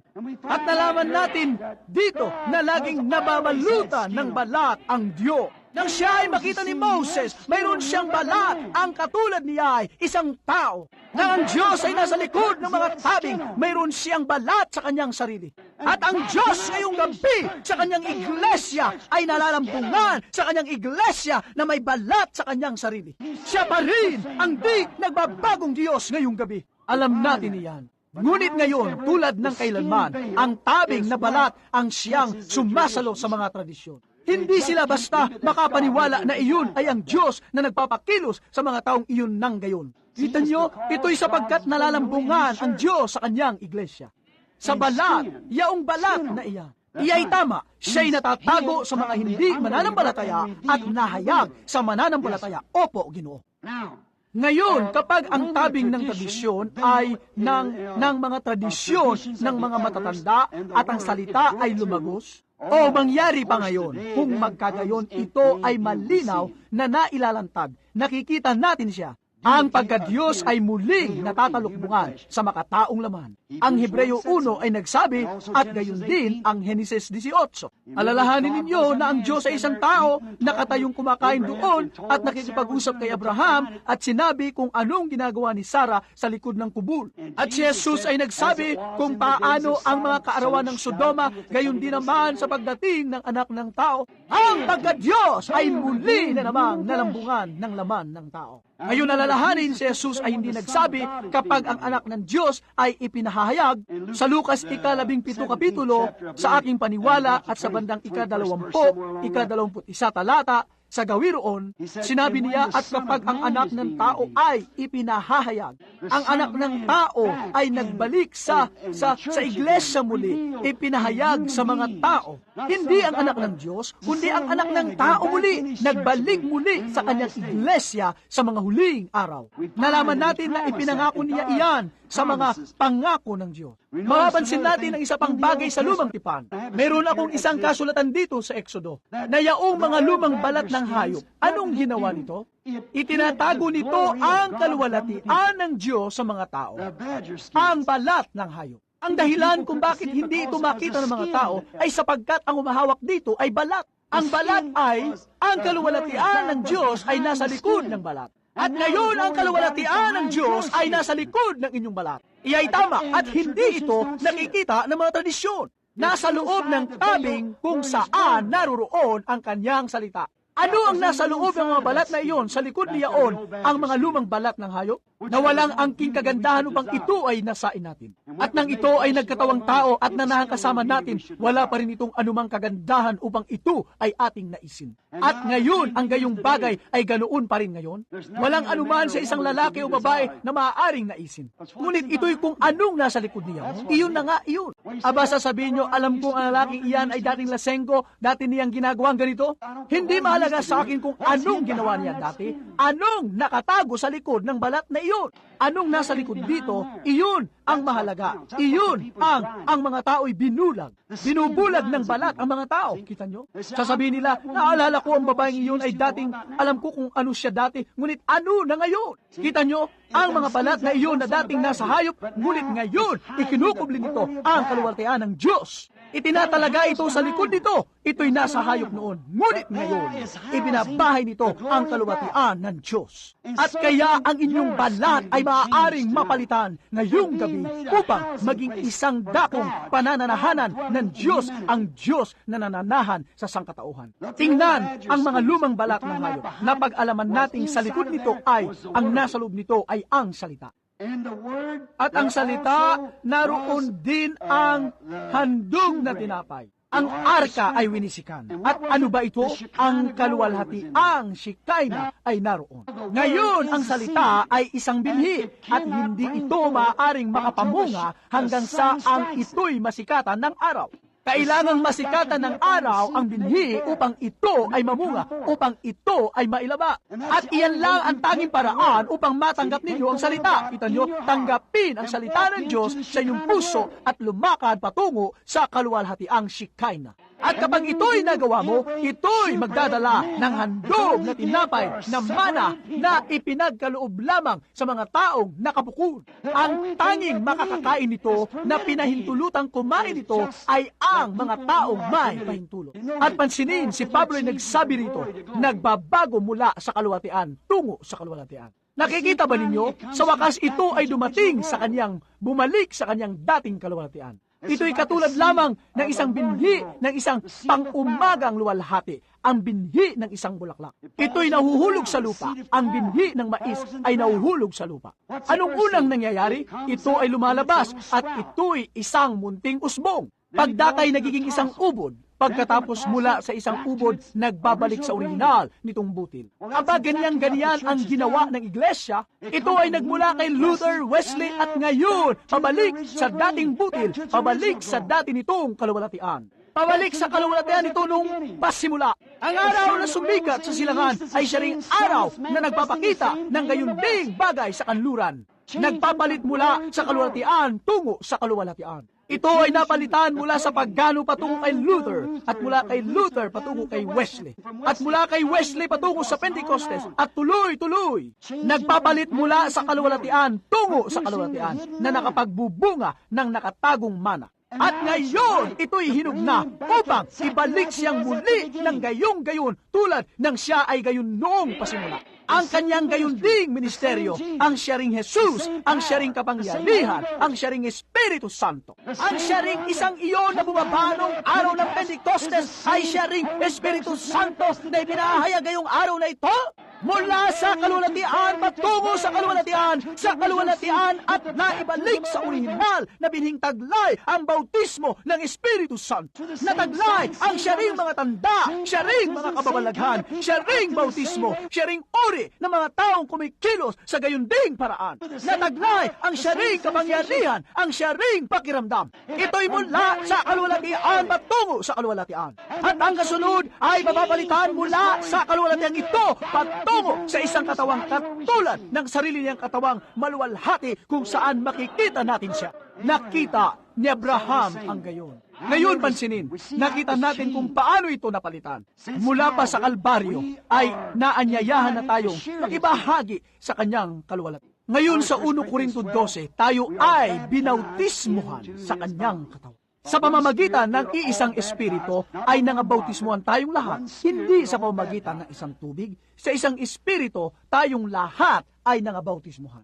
Iya'y tama ngayon at pagkatapos tayo ay magiging bahagi niya. Umaasa ako na hindi ko kayo naaabala ng matagal. Kita nyo, sana na ako'y hindi. Ngunit ito'y tilabaga isang dakilang konsyerto na tinutugtog o kaya'y pagganap sa isang dula. Wala akong gaanong alam tungkol sa mga konsyerto o dula. Ngunit pinanood ko itong dulang ito, ang sinasabi ko'y ang tungkol sa Carmen. Nang ang aking anak na babae at ang iba pa sa kanila ay gumanap dito at sila ay gumaganap sa konsyertong ito sa Carmen. Sila ay gumaganap. Ang musika ay gumaganap rin ng gayong bagay.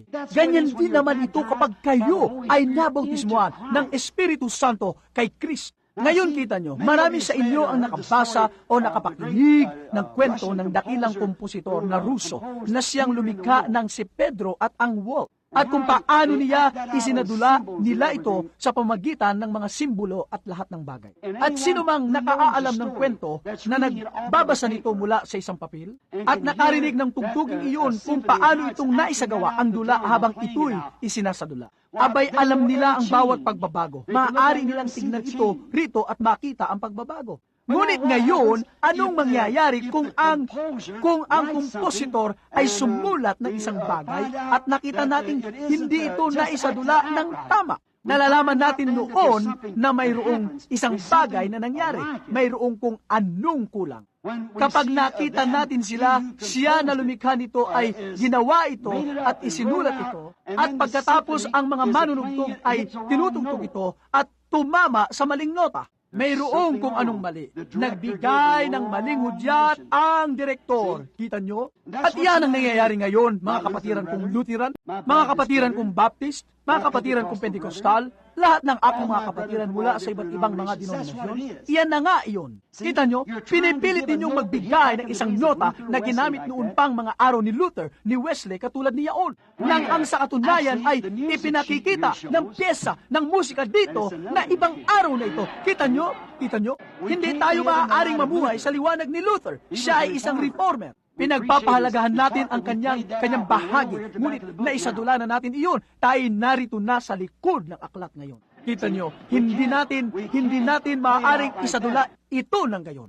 Ngayon, ang tanging paraan na maaari ninyong magawa ito, mga kapatid ko, ay ganito. At mga kapatid sa sanlibutan, sa mga iba't ibang bahagi ng mundo, masasabi ko, mayroon lamang isang paraan para riyan, para gawin ng direktor na iyan. Kailangan siya ay mapasagayon ding espiritu na kinaroroonan ng kompositor. Kung magkagayoy, makukuha niya ito. At kapag ang iglesia ang tugtugin mismo na kung saan ang sanlibutan nagmamasid para sa mga tanda at kababalaghang ito, kapag ang iglesia at ang kompositor at ang direktor ay bawang napasa espiritu ng kompositor, kapag sinabi nilang ang mga araw ng himala ay lumipas na, ito'y masisintunado. Ngunit kapag ito ay nalagay sa tamang indayog nito at sa tamang espiritu nito, paano mo gagawin ito hanggang sa bumaba ang espiritu ng kompositor? Amen! Pagkatapos kapag sinabi ninyong ang mga araw ng himala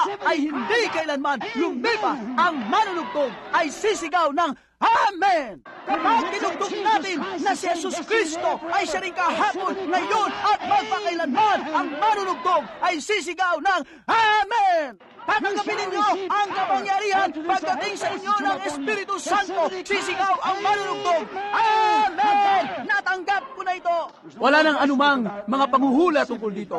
Kung magkagayon, ang buong tugtugin ay may pagkakaisa sa salita. Basta't nagtutuloy-tuloy.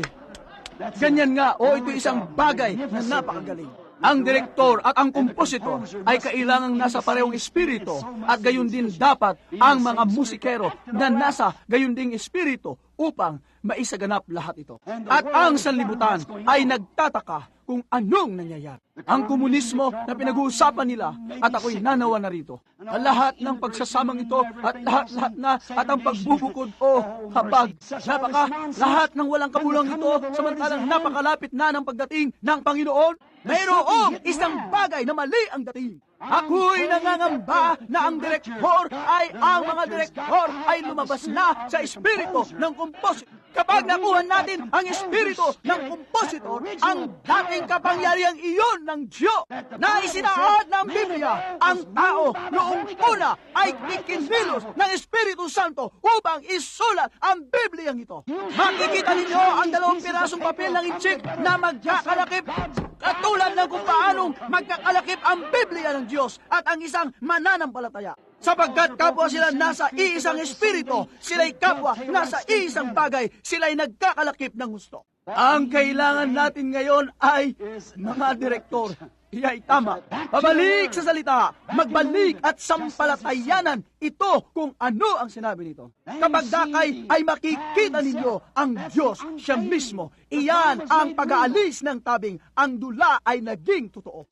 Ngayon sasabihin nila, abay, siya'y isang Diyos ng kasaysayan. Alam naming tinawid niya ang dagat na pula. Ginawa niya ang lahat ng ito at siya'y nasa sa mabangis na hurnong nagniningas kasama ang mga batang Hebreyo. Anong buti ng isang Diyos ng kasaysayan kung siya ay hindi na gayon ngayon? Ang tao ay patuloy na niluluwalhati ang Diyos dahil sa kanyang ginawa. Iniisip kung ano ang kanyang gagawin at winawalang bahala kung ano ang kanyang ginagawa. Iyan ay sadyang nasa tao upang gawin iyon. At ganyan din ngayon mga kapatiran ko, ito'y ganito rin.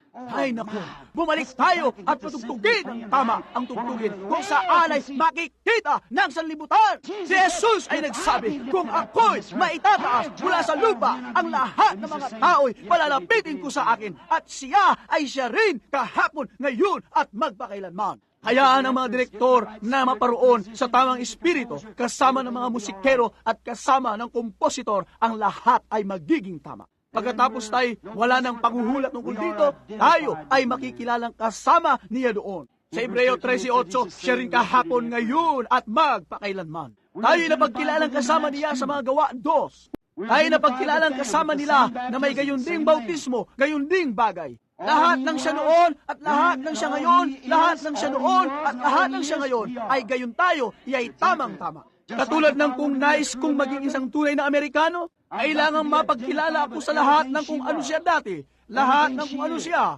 Kailangang mapagkilala kung kasama niya, kung ako'y isang tunay na Amerikano. Kung ako'y isang tunay na Amerikano, kung gayon ako ay lumabag sa bato ng Plymouth, amen, ginawa ko. Kung ako'y isang Amerikano, ganun din kayo. Kayo ay lumabag sa bato ng Plymouth kasama ang ating mga ninunong malalakbay. Sa ibabaw ng bato ng Plymouth, nang lumapag sila roon, ako'y kasama nila. Ganun din kayo at lahat tayo. Ako ay sumakay kasama ni Paul Revere sa mismong lansangan upang magbabala ukol sa panganib. Ya'y tamang-tama. Dito mismo sa Valley Forge ay tinawid ko ang nagyayelong Delaware. Kasama ng ilang mga sundalong kalahati sa kanila ay walang suot na sapatos. Ako'y nanalangin muna pong magdamag kasama ni George Washington. Tinawid ko ang Delaware na taglayang isang pangitain sa aking puso. Tayo ay mga Amerikano. Opo, Ginoo, sa Valley Forge ay tiyak kong ginawa ko ito.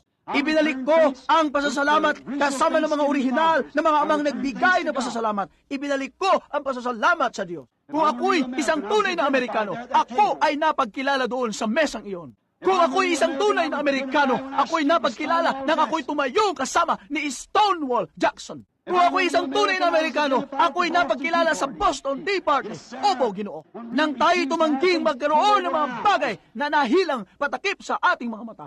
Nang ako ay isang tunay na Amerikano, ako'y napagkilala roon sa pamamagitan niya. Opo, Ginoo. Ay, nako. Pinatunog ko ang kampana ng kalayaan noong unang ika-4 ng Hulyo ng 1776. Pinatunog ko ang kampana ng kalayaan dito at ipinahayag kong tayo ay malaya. Upang maging isang tunay na Amerikano, kailangan gawin ko ito. Ako'y napagkilalang taglay ang kanyang kahihiyan sa magsikan nang ang kapatid ay lumaban sa. Kailangan daling ko ang kanyang kahihiyan kung paano dinadala ko ang kanyang kaluwalhatian. Kung ako'y isang Amerikano, kailangan kong maging ganito. Ako ay napagkilalang kasama niya. Opo, Ginoo. Ako ay napagkilala sa Gettysburg doon nang magtalumpati si Lincoln. Opo, Ginoo. Naroon ako sa pulo ng wake sa ibabaw ng mga katawan ng dugo ang kawal. Ako'y bumangon sa pulo ng wake sa Guam. Tumulo akong itaas ang bandilang iyo. Ako'y isang tunay na Amerikano. Amen! Lahat ng kung ano siya, ako'y yun at ipinagmamalaki ko ito. Oh, talagang talaga. Lahat ng kung ano ang Amerika, lahat ng kung ano siya, ako'y gayon din upang maging Amerikano. Lahat ng kung ano siya, kailangan maging ganoon ako sapagkat ako'y napagkilala kasama niya. Gayon din sa pagiging isang tunay na Kristiyano. Kailangan kayong mapagkilalang kasama nito. Ako'y nangaral kasama ni Moses at nagipaglaban kasama ni Noe at binalaan ang mga tao ukol sa darating na paghukom upang maging isang tunay na Kristiyano. Kasama ko ni Moses sa nagbabagong palumpong. Nakita ko ang haligi ng apoy. Nakita ko ang kanyang kaluwalhatian. Ako'y kasama ni Moses doon sa ilang. Upang maging isang Kristiyano, kailangang mapagkilala akong taglay ang lahat ng kung ano ang Diyos upang maging isang Kristiyano. Nakita ko ang kanyang kaluwalhatian. Narinig ko ang kanyang tinig. Huwag mong subukin ngayon na ipaliwanag ito ng kakaiba sa akin sapagkat ako'y naroroon. Alam ko kung anong sinasabi ko. Nakita ko kung anong nangyari. Opo, Ginoo. Ako'y nasa dagat na pula. Nang makita kong bumaba ang Espiritu ng Diyos at hinati ang tubig mula sa isang panig. Hindi mula sa isang bugos na tambo na tulad ng pinipilit nilang sabihin ngayon, kundi sa mga 70 ping lalim ng karagatan. Nakita ko ang Espiritu ng Diyos. Naglakad akong kasama ni Moses sa ibabaw ng tuyong lubang iyon, patawid sa dagat na pulang iyon. Ako'y tumayo sa bundok ng Sinai at nakita ang kulog at kidlat na tumutugis pababa. Kumain ako ng mana na kasama nila roon. Ako'y uminom mula sa batong iyon. Ginagawa ko pa rin ito ngayong gabi. Ako'y napagkilalang kasama ng mga kumakain ng mana. Ako'y napagkilalang kasama nila na umiinom mula sa bato. Ako'y napagkilala rin ng hiba ni Josue, ang isang trumpeta, at ang mga pader ng Jericho ay bumagsak. Ako'y naruroon sa kulungan ng mga leyon kasama ni Daniel. Naroon ako sa mabangis na hurnong nagniningas kasama ng mga batang Hebreyo. Ako'y nasa bundok kasama ni Elias sa bundok ng Carmel. Ako'y kasama ni Juan Bautista at humarap sa mga kritikong iyon. Nakita kong bumababa ang Espiritu ng Diyos. Narinig ko ang tinig ng Diyos na nagsasabing, ito ang sinisita kong anak na siya kong lubos na kinalulugdan upang panahanan. Opo, Ginoo, ako'y tiyak na napagkilalang kasama niya, iya'y tamang-tama. Ako'y napagkilala roon sa libingan ni Lazaro nang bangunin niya si Lazaro. Ako'y napagkilalang kasama ng babae sa balon nang tukuyin niya ito ang kanyang mga kasalanan. Opo, Ginoo. Ako'y tiyak na napagkilalang kasama niya sa kanyang kamatayan. At ako'y napagkilala nung unang Pasko ng pagkabuhay. Ako'y nagbango muli mula sa kamatayan na kasama niya. Ako'y napagkilalang kasama niya sa kanyang kamatayan. Ako'y kasama ng mga 120 sa silid sa itaas. Ako'y napagkilalang kasama nila roon sa itaas. Ako'y nakararamdam ng pagiging reliyoso. Amen! Ako'y napagkilala roon. Ako'y isa sa kanila. Ay napagkilala. Mayroon akong karanasang katulad ng sa kanila. Naroon ako nang ito'y mangyari upang maging isang tunay na Kristiyano. Nasaksiyan ko ang pagdating ng malakas na umahagibis na hangin. Nasaksiyan ko iyon. Naramdaman ko ang kapangyarihan ng Diyos nang ito'y umuga. Kasama ako ng mga nagsipagsalita ng mga wika. Naramdaman ko ang pagkapait na dumating doon kasama nila ako. Ako ay napagkilalang kasama nila nang ang Espiritu Santo ay nagpasimulang mangusap sa pamamagitan ng mga wika sa kanila. Kasama ko ni Pedro sa harap ng mga kritiko sa mga gawa 2. Nang ipangaral niya ang dakilang sermon na kanyang ako ay napagkilalang kasama niya. Opo, Ginoo. Sa mga gawa 4, nang sila ay magkakasamang nagtipon, ako ay kasama nila nang mayanig ang gusali. Pagkatapos ng pulong panalangin, ang gusaling kinaroroonan nila ay nayanig, ako ay napagkilala roon kasama nila. Ako ay nangaral kasama ni Pablo sa burol ng Mars. Opo, Ginoo. Ako ay kasama ni Juan sa pulo ng Patmos at nakita ang kanyang ikalawang pagdating. Ako ay kasama ni Luther sa pagbabagong anyo. Ako ay kasama ni Wesley nang ang manunulsol na iyon ay maagaw mula sa apoy. Nang mangyari ang dakilang pag-aaklas laban sa iglesyang Anglikano, ako ay naroon kasama niya. At narito ako ngayong gabi ng 1964 sa Philadelphia, Pennsylvania. Napagkilalang kasama ng gayunding uri ng samahan na may gayunding karanasan. Kailangang maging ganito ako upang maging isang Kristiyano. Ako ay kailangang manatiling napagkikilala kung saan ang salita ng Diyos ay ipinahayag. Ako'y napagkilalang kasama ng isang pangkat na nakararamdam ng Espiritu ng Diyos. Ako'y napagkilalang kasama ng isang pangkat na nakababatid na siya'y naalisan na ng lambung. Na nakababatid na siya'y gayon pa rin kahapon, ngayon at magpakailanman. At nakababatid na ito ay hindi isang balatisismo. Ito'y si Jesus Kristo na siya rin kahapon, ngayon at magpakailanman. Ako'y napagkilalang kasama sa pangkat na iyon na narito ngayong gabi. Kahit pa sila'y tinawag na isang pangkat ng mga erehe, ngunit isang bugkos ng panatisismo dahil sa salita ng Diyos. Ngunit hindi ko ikinahihiya ang Ebanghelyo ni Jesus Kristo sapagkat ito ang kapangyarihan ng Diyos tungo sa kaligtasan sa mga taong yaon. Ako'y kasama nila ang sinasabi kong mga buhay na liham. Pinatunayan, Diyos na nalalabungan sa mga taong anyo, sa mga lalaki at mga babae. Ang Diyos na nasa kanyang enorme muli ay inilantad ang kanyang sarili at ipinakikilala ang kanyang sarili sa kanyang mga tao. Ang dakilang hari na isinasantabi ang kanyang kalulatian. Kaunting panahon na lamang at hindi na ako makikita ng salibutan. Ako ay malalambungan sa kanila. Ngunit makikita ninyo ako sapagkat ako'y makakasama ninyo, magpapasa inyo hanggang sa wakas. Nagpapalit mula kay Luther hanggang kay Wesley ng tuloy-tuloy mula sa kaluwalhatian tungo sa kaluwalhatian. Ako pa rin ang Diyos na iyon na magpabalik sa dating kaluwalhatian. Hallelujah! Winasak niya ang bawat makadenominasyong tabing, bawat pangharang ng tunog. Tunog na iyon na nagsasabing, iya'y panatisismo, siya ay lumampas na roon. Ang tunog na galing doon at nagsabing, ang mga taong iyan ay baliw, winasak na niya ang tabing na iyon. Ginawa niya ito. Hindi ninyo maaaring gawin niyan, kay walang-wala kundi isang bugkos lamang ng mga panatiko. Winasak niya yon. Walang anumang bagay na tinaguri ang makalangit na pagpapagaling, siya ay tumagos na riyan. Ay nako, sapagkat sinabi ng kanyang salita na gagawin niya, hindi ninyo maaaring lupigin ang salita ng Diyos. At naroon siya ay nakatayo, ngunit ngayong gabi ang dakilang manlulupig. Mula nang wasakin niya ang bawat Metodista, Baptist, Presbyterian, bawat ibang uri ng tabing. Siya ay nakatayo pa rin kasama ng kanyang lipig ngayong gabi, hindi na lupig ng mga tradisyon.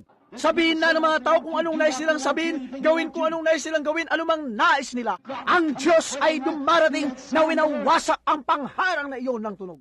At alalahanin, sinasabi nila sa akin na kapag nalampasan na ng eroplano, ang harang ng tunog na iyon ay walang hangganan ang magiging bilis niyaon. At sinasabi ko sa inyo na kapag nawasak ninyo ang hangganang tradisyon na si Jesus ay gayon noon at hindi na siya gayon ngayon. Kapag naalaman ninyong siya ay gayon pa rin kahapon, ngayon at magpakailanman, walang hangganan sa kung anong maaaring gawin ng Diyos dito mismo sa pagtitipong ito upang ipakita sa kalibutan ito kung ano ang kanilang kailangan. Hindi isang pandaigdigang perya, kundi isang pandaigdig na bagong kasiglahan na magpupuno at magbabautismo kasama ng presensya ng buhay na Diyos. Enmorte na nilambungan ang kanyang sarili ng makataong laman. Hallelujah! Naniniwala kong nawasak na nito ang bawat harang, ang bawat tabing. Ang bawat tabing walang maaaring magtago ng kanyang presensya.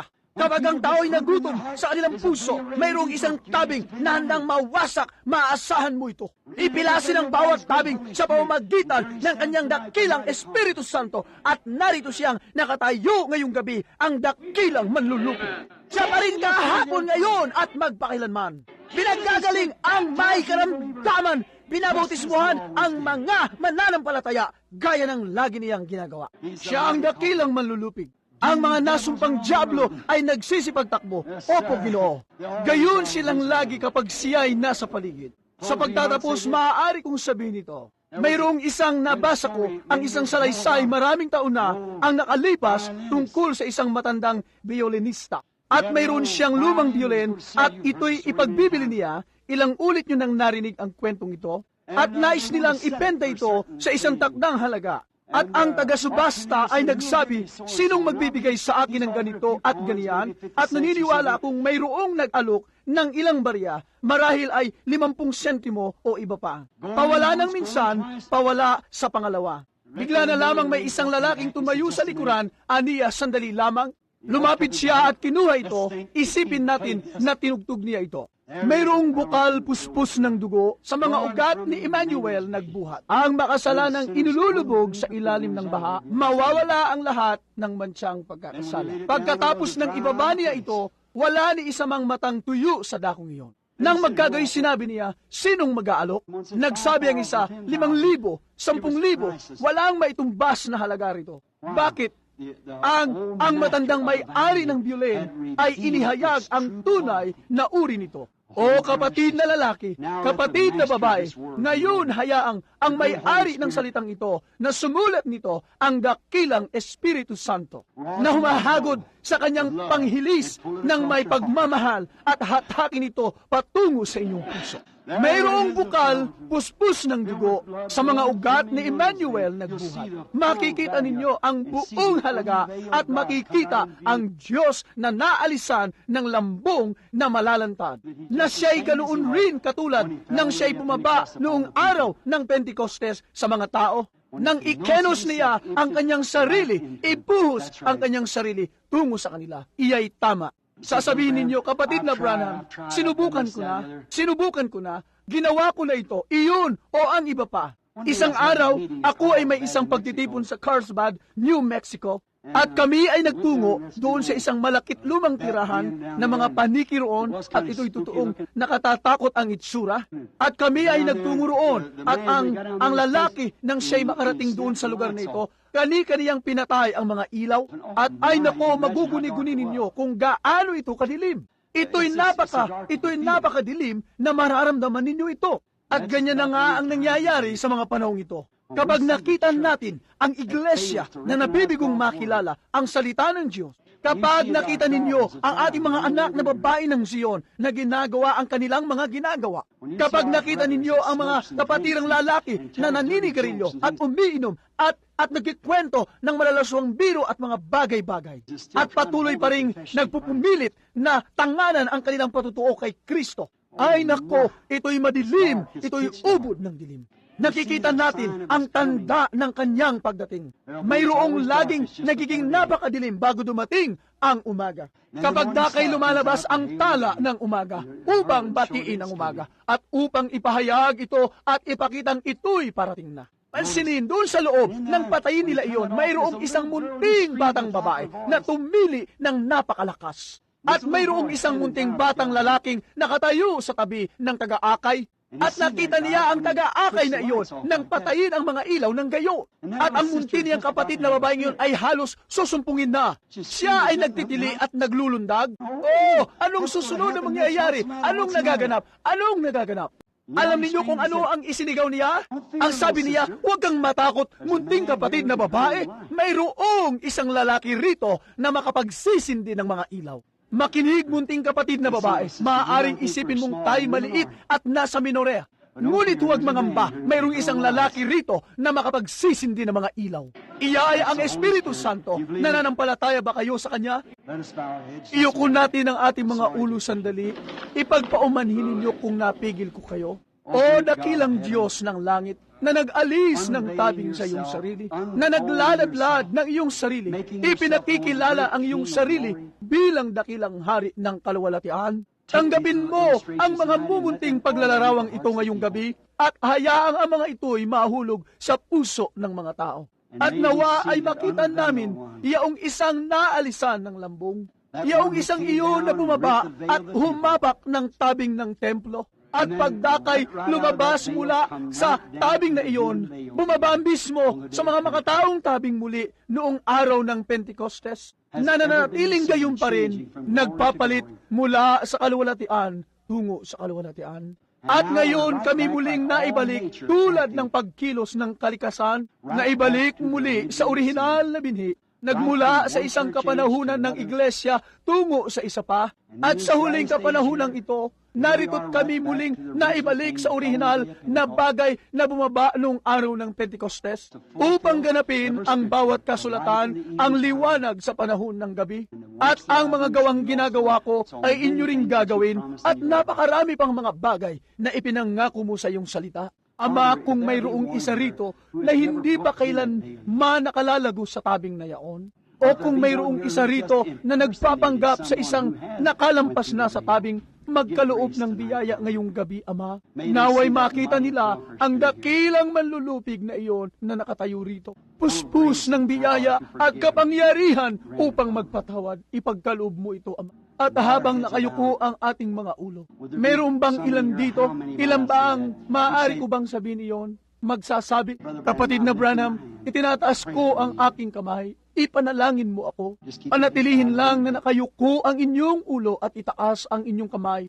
Nais kong lagusin ang bawat tabing hanggang sa lubusan kong makita ang manlulupig. Pagpalain kayo ng Diyos, Aba, ang mga kamay sa itaas ng mga balkonay sa gawing kanan. Pagpalain kayo ng Diyos. Mga balkonay sa likuran, pagpalain kayo ng Diyos. Maging totoong matapat. Diyan sa kaliwa, itaas ang inyong kamay. Sabihing, kapatid na Branham, maaaring naging isang Kristiyano ako sa maraming taon. Ngunit sa katotohanan, hindi ko pa nalalagos kailanman ang tabing na iyon. Hindi ko pa ito nagawa kailanman. Hindi ko pa natatanggap iyon kung ano ang tinaglay nila noon. Ngayon, taglay na natin ito. Ako'y isang halamang pinalaki sa mainit na punlaan. Kumuha ka ng isang halamang pinalaki sa mainit na punlaan. Kailangan mong sanggulin ito, haplos-haplosin ito, wisikan ito, diligan ito. Ngunit yaong orihinal na halamang tumutubo ron sa ilang. Isang uri ng bulaklak, magkatulad niya ng anyo. Hindi man lang ito nakakuha ng konting tubig, ngunit walang dumadapong mga kulisap dito. Ito'y malakas, ito'y totoong. Maaari nyo bang ihambing ang Kristyanismo sa Kristyanismo ngayon sa kung ano ito dati? Maguguni-guni mo ba ang pangkat na ito na tinatawag nating mga Kristiyano ngayon sa buong sanlibutan? Nakatulad ng mga yaong pagkatapos ng Pentecostes. Sinasanggol at tinatapik at lumilipat mula sa isang iglesia patungo sa isa pa. At kapag may nasabi kang hindi nila nagustuhan ay magsisitayo sila at magsisilabas. At maguguni-guni nyo ba yan? Hindi. Anong dahilan? Ito'y isang kopya. Si Michelangelo na lumikha ng monumento ni Moses. Maaari kayong makakuha ng kopya noon sa napakamurang halaga. Ngunit ang orihinal, yaong gumuhit ng hapunan ng Panginoon. Sa palagay ko, ang orihinal na ipinintang larawang iyon ay aabot sa milyon-milyong dolyares kung ito nga'y iyong mabibili. Hindi ko nga alam kung nasaan nga iyon. Ngunit makabibili kayo ng murang kopya nito ng mga $1.98. Kaya nyo? At ganyan na nga ang pamamaraan ngayon. Isang mumurahing Kristiyano, isang kopya, isa lamang taga-sapi sa iglesia. Maaari ninyo silang mabili sa halaga lamang ng isang sigarilyo o isang karaniwang inumin. O sa isang babaeng may ginupitang buhok, pinintahang mga labi, maaari ninyo siyang bilhin kapalit ng anuman sa mga uso sa sanlibutan. Ngunit hindi ninyo maihipo yaong tunay. Nakikita ko siya ng lubusan, katulad pa rin kahapon ngayon at magpakailanman. O Kristiyano, ayaw mo bang maging isang tunay na Kristiyano? Kung mayroon ditong hindi nagtaas ng inyong mga kamay, maaari ba ninyo itong gawin habang ako lamang ay mananalangin? Pagpalain kayo ng Diyos. Pagpalain kayo ng Diyos. O iyan ay sadyang mainam. Tingnan lamang ninyo ang aming Amang makalangit. Hindi babalik sa iyo ang iyong salita ng walang kabuluhan. Ikaw ang siyang nangako. Ang tanging pananagutan ko ay ang pagsasabing sinabi mo. Inuulit ko lamang ang iyong mga salita. Sinabi mo, siya na dumirinig ng aking salita at sasampalataya sa kanya na nagsugo sa akin ay may buhay na walang hanggan. Ipinangako mo ito. At Panginoon, batid naming may mga kopya ngayon, marami na nagsasabing sila ay mananampalataya, gayong hindi naman sila. Ito ay lumilitaw. Ngunit Panginoon, mayroon din namang ilang totoo. Dinadalangin ko na iyong ipagkaloob dito ngayong gabi. Sa bawat lalaki at babae, batang lalaki o batang babae, anumang bansa ang kanilang pinagmulan, anuman ang kulay nila, anumang iglesia sila kasapi, O Diyos, puspusin mo sila. Nawa ay makita nila ang tunay na pagpapahayag na siya ring Jesus na iyon ngayon na kasama namin. Katulad ng siya ay nasa araw ng Pentecostes nang ipinahayag niya ang kanyang sarili para sa kapanahonang ito bilang Espiritu Santo, ipagkaloob mo ito. Nakikita namin ang salitang nagaganap, natutupad ang mga hula. Inihahambing namin ngayon ang tinaguriang iglesia ng sanlibutan o ang pandaigdigang konseho ng mga iglesia at inihahambing ito sa pangako sa Pentecostes. Ito'y hindi mo maihahalin tulad sa lahat. Hindi namin maaaring kunin ang maruruming damit naming linabahan sa tiket na iyon. Ngunit Panginoong Diyos, kung kami ay babalik sa bukal na iyon, mayroong isang pamamaraan ng paglilinis. Kung magkagayon ang aming karanasan at ang salita ng Diyos ay magkakatugma sa isa't isa, pagkatapos ay maaari na naming angkinin ang aming pag-aari. Ipagkaloob mo ito, Panginoon, ngayong gabi habang ipinagkakatiwala ko mga taong ito sa iyong mga kamay. Ipagkaloob sa bawat isa kung ano ang aming pangangailangan, Ama. Humihiling kami sa pangalan ni Jesus. Amen. Pagpalain kayo ng Diyos. Salamat ng marami sa pagtayo, paghihintay ng matagal, at ikinalulungkot ko na ako'y nagtagal hanggang makalipas ang 10 minuto pagkalipas ng 10. Sumain niyo ang Diyos hanggang sa makita ko kayo sa umaga. Ibabalik ko na ang gawain kay, sa palagay ko ay sa tagapanguna ng mga gawain.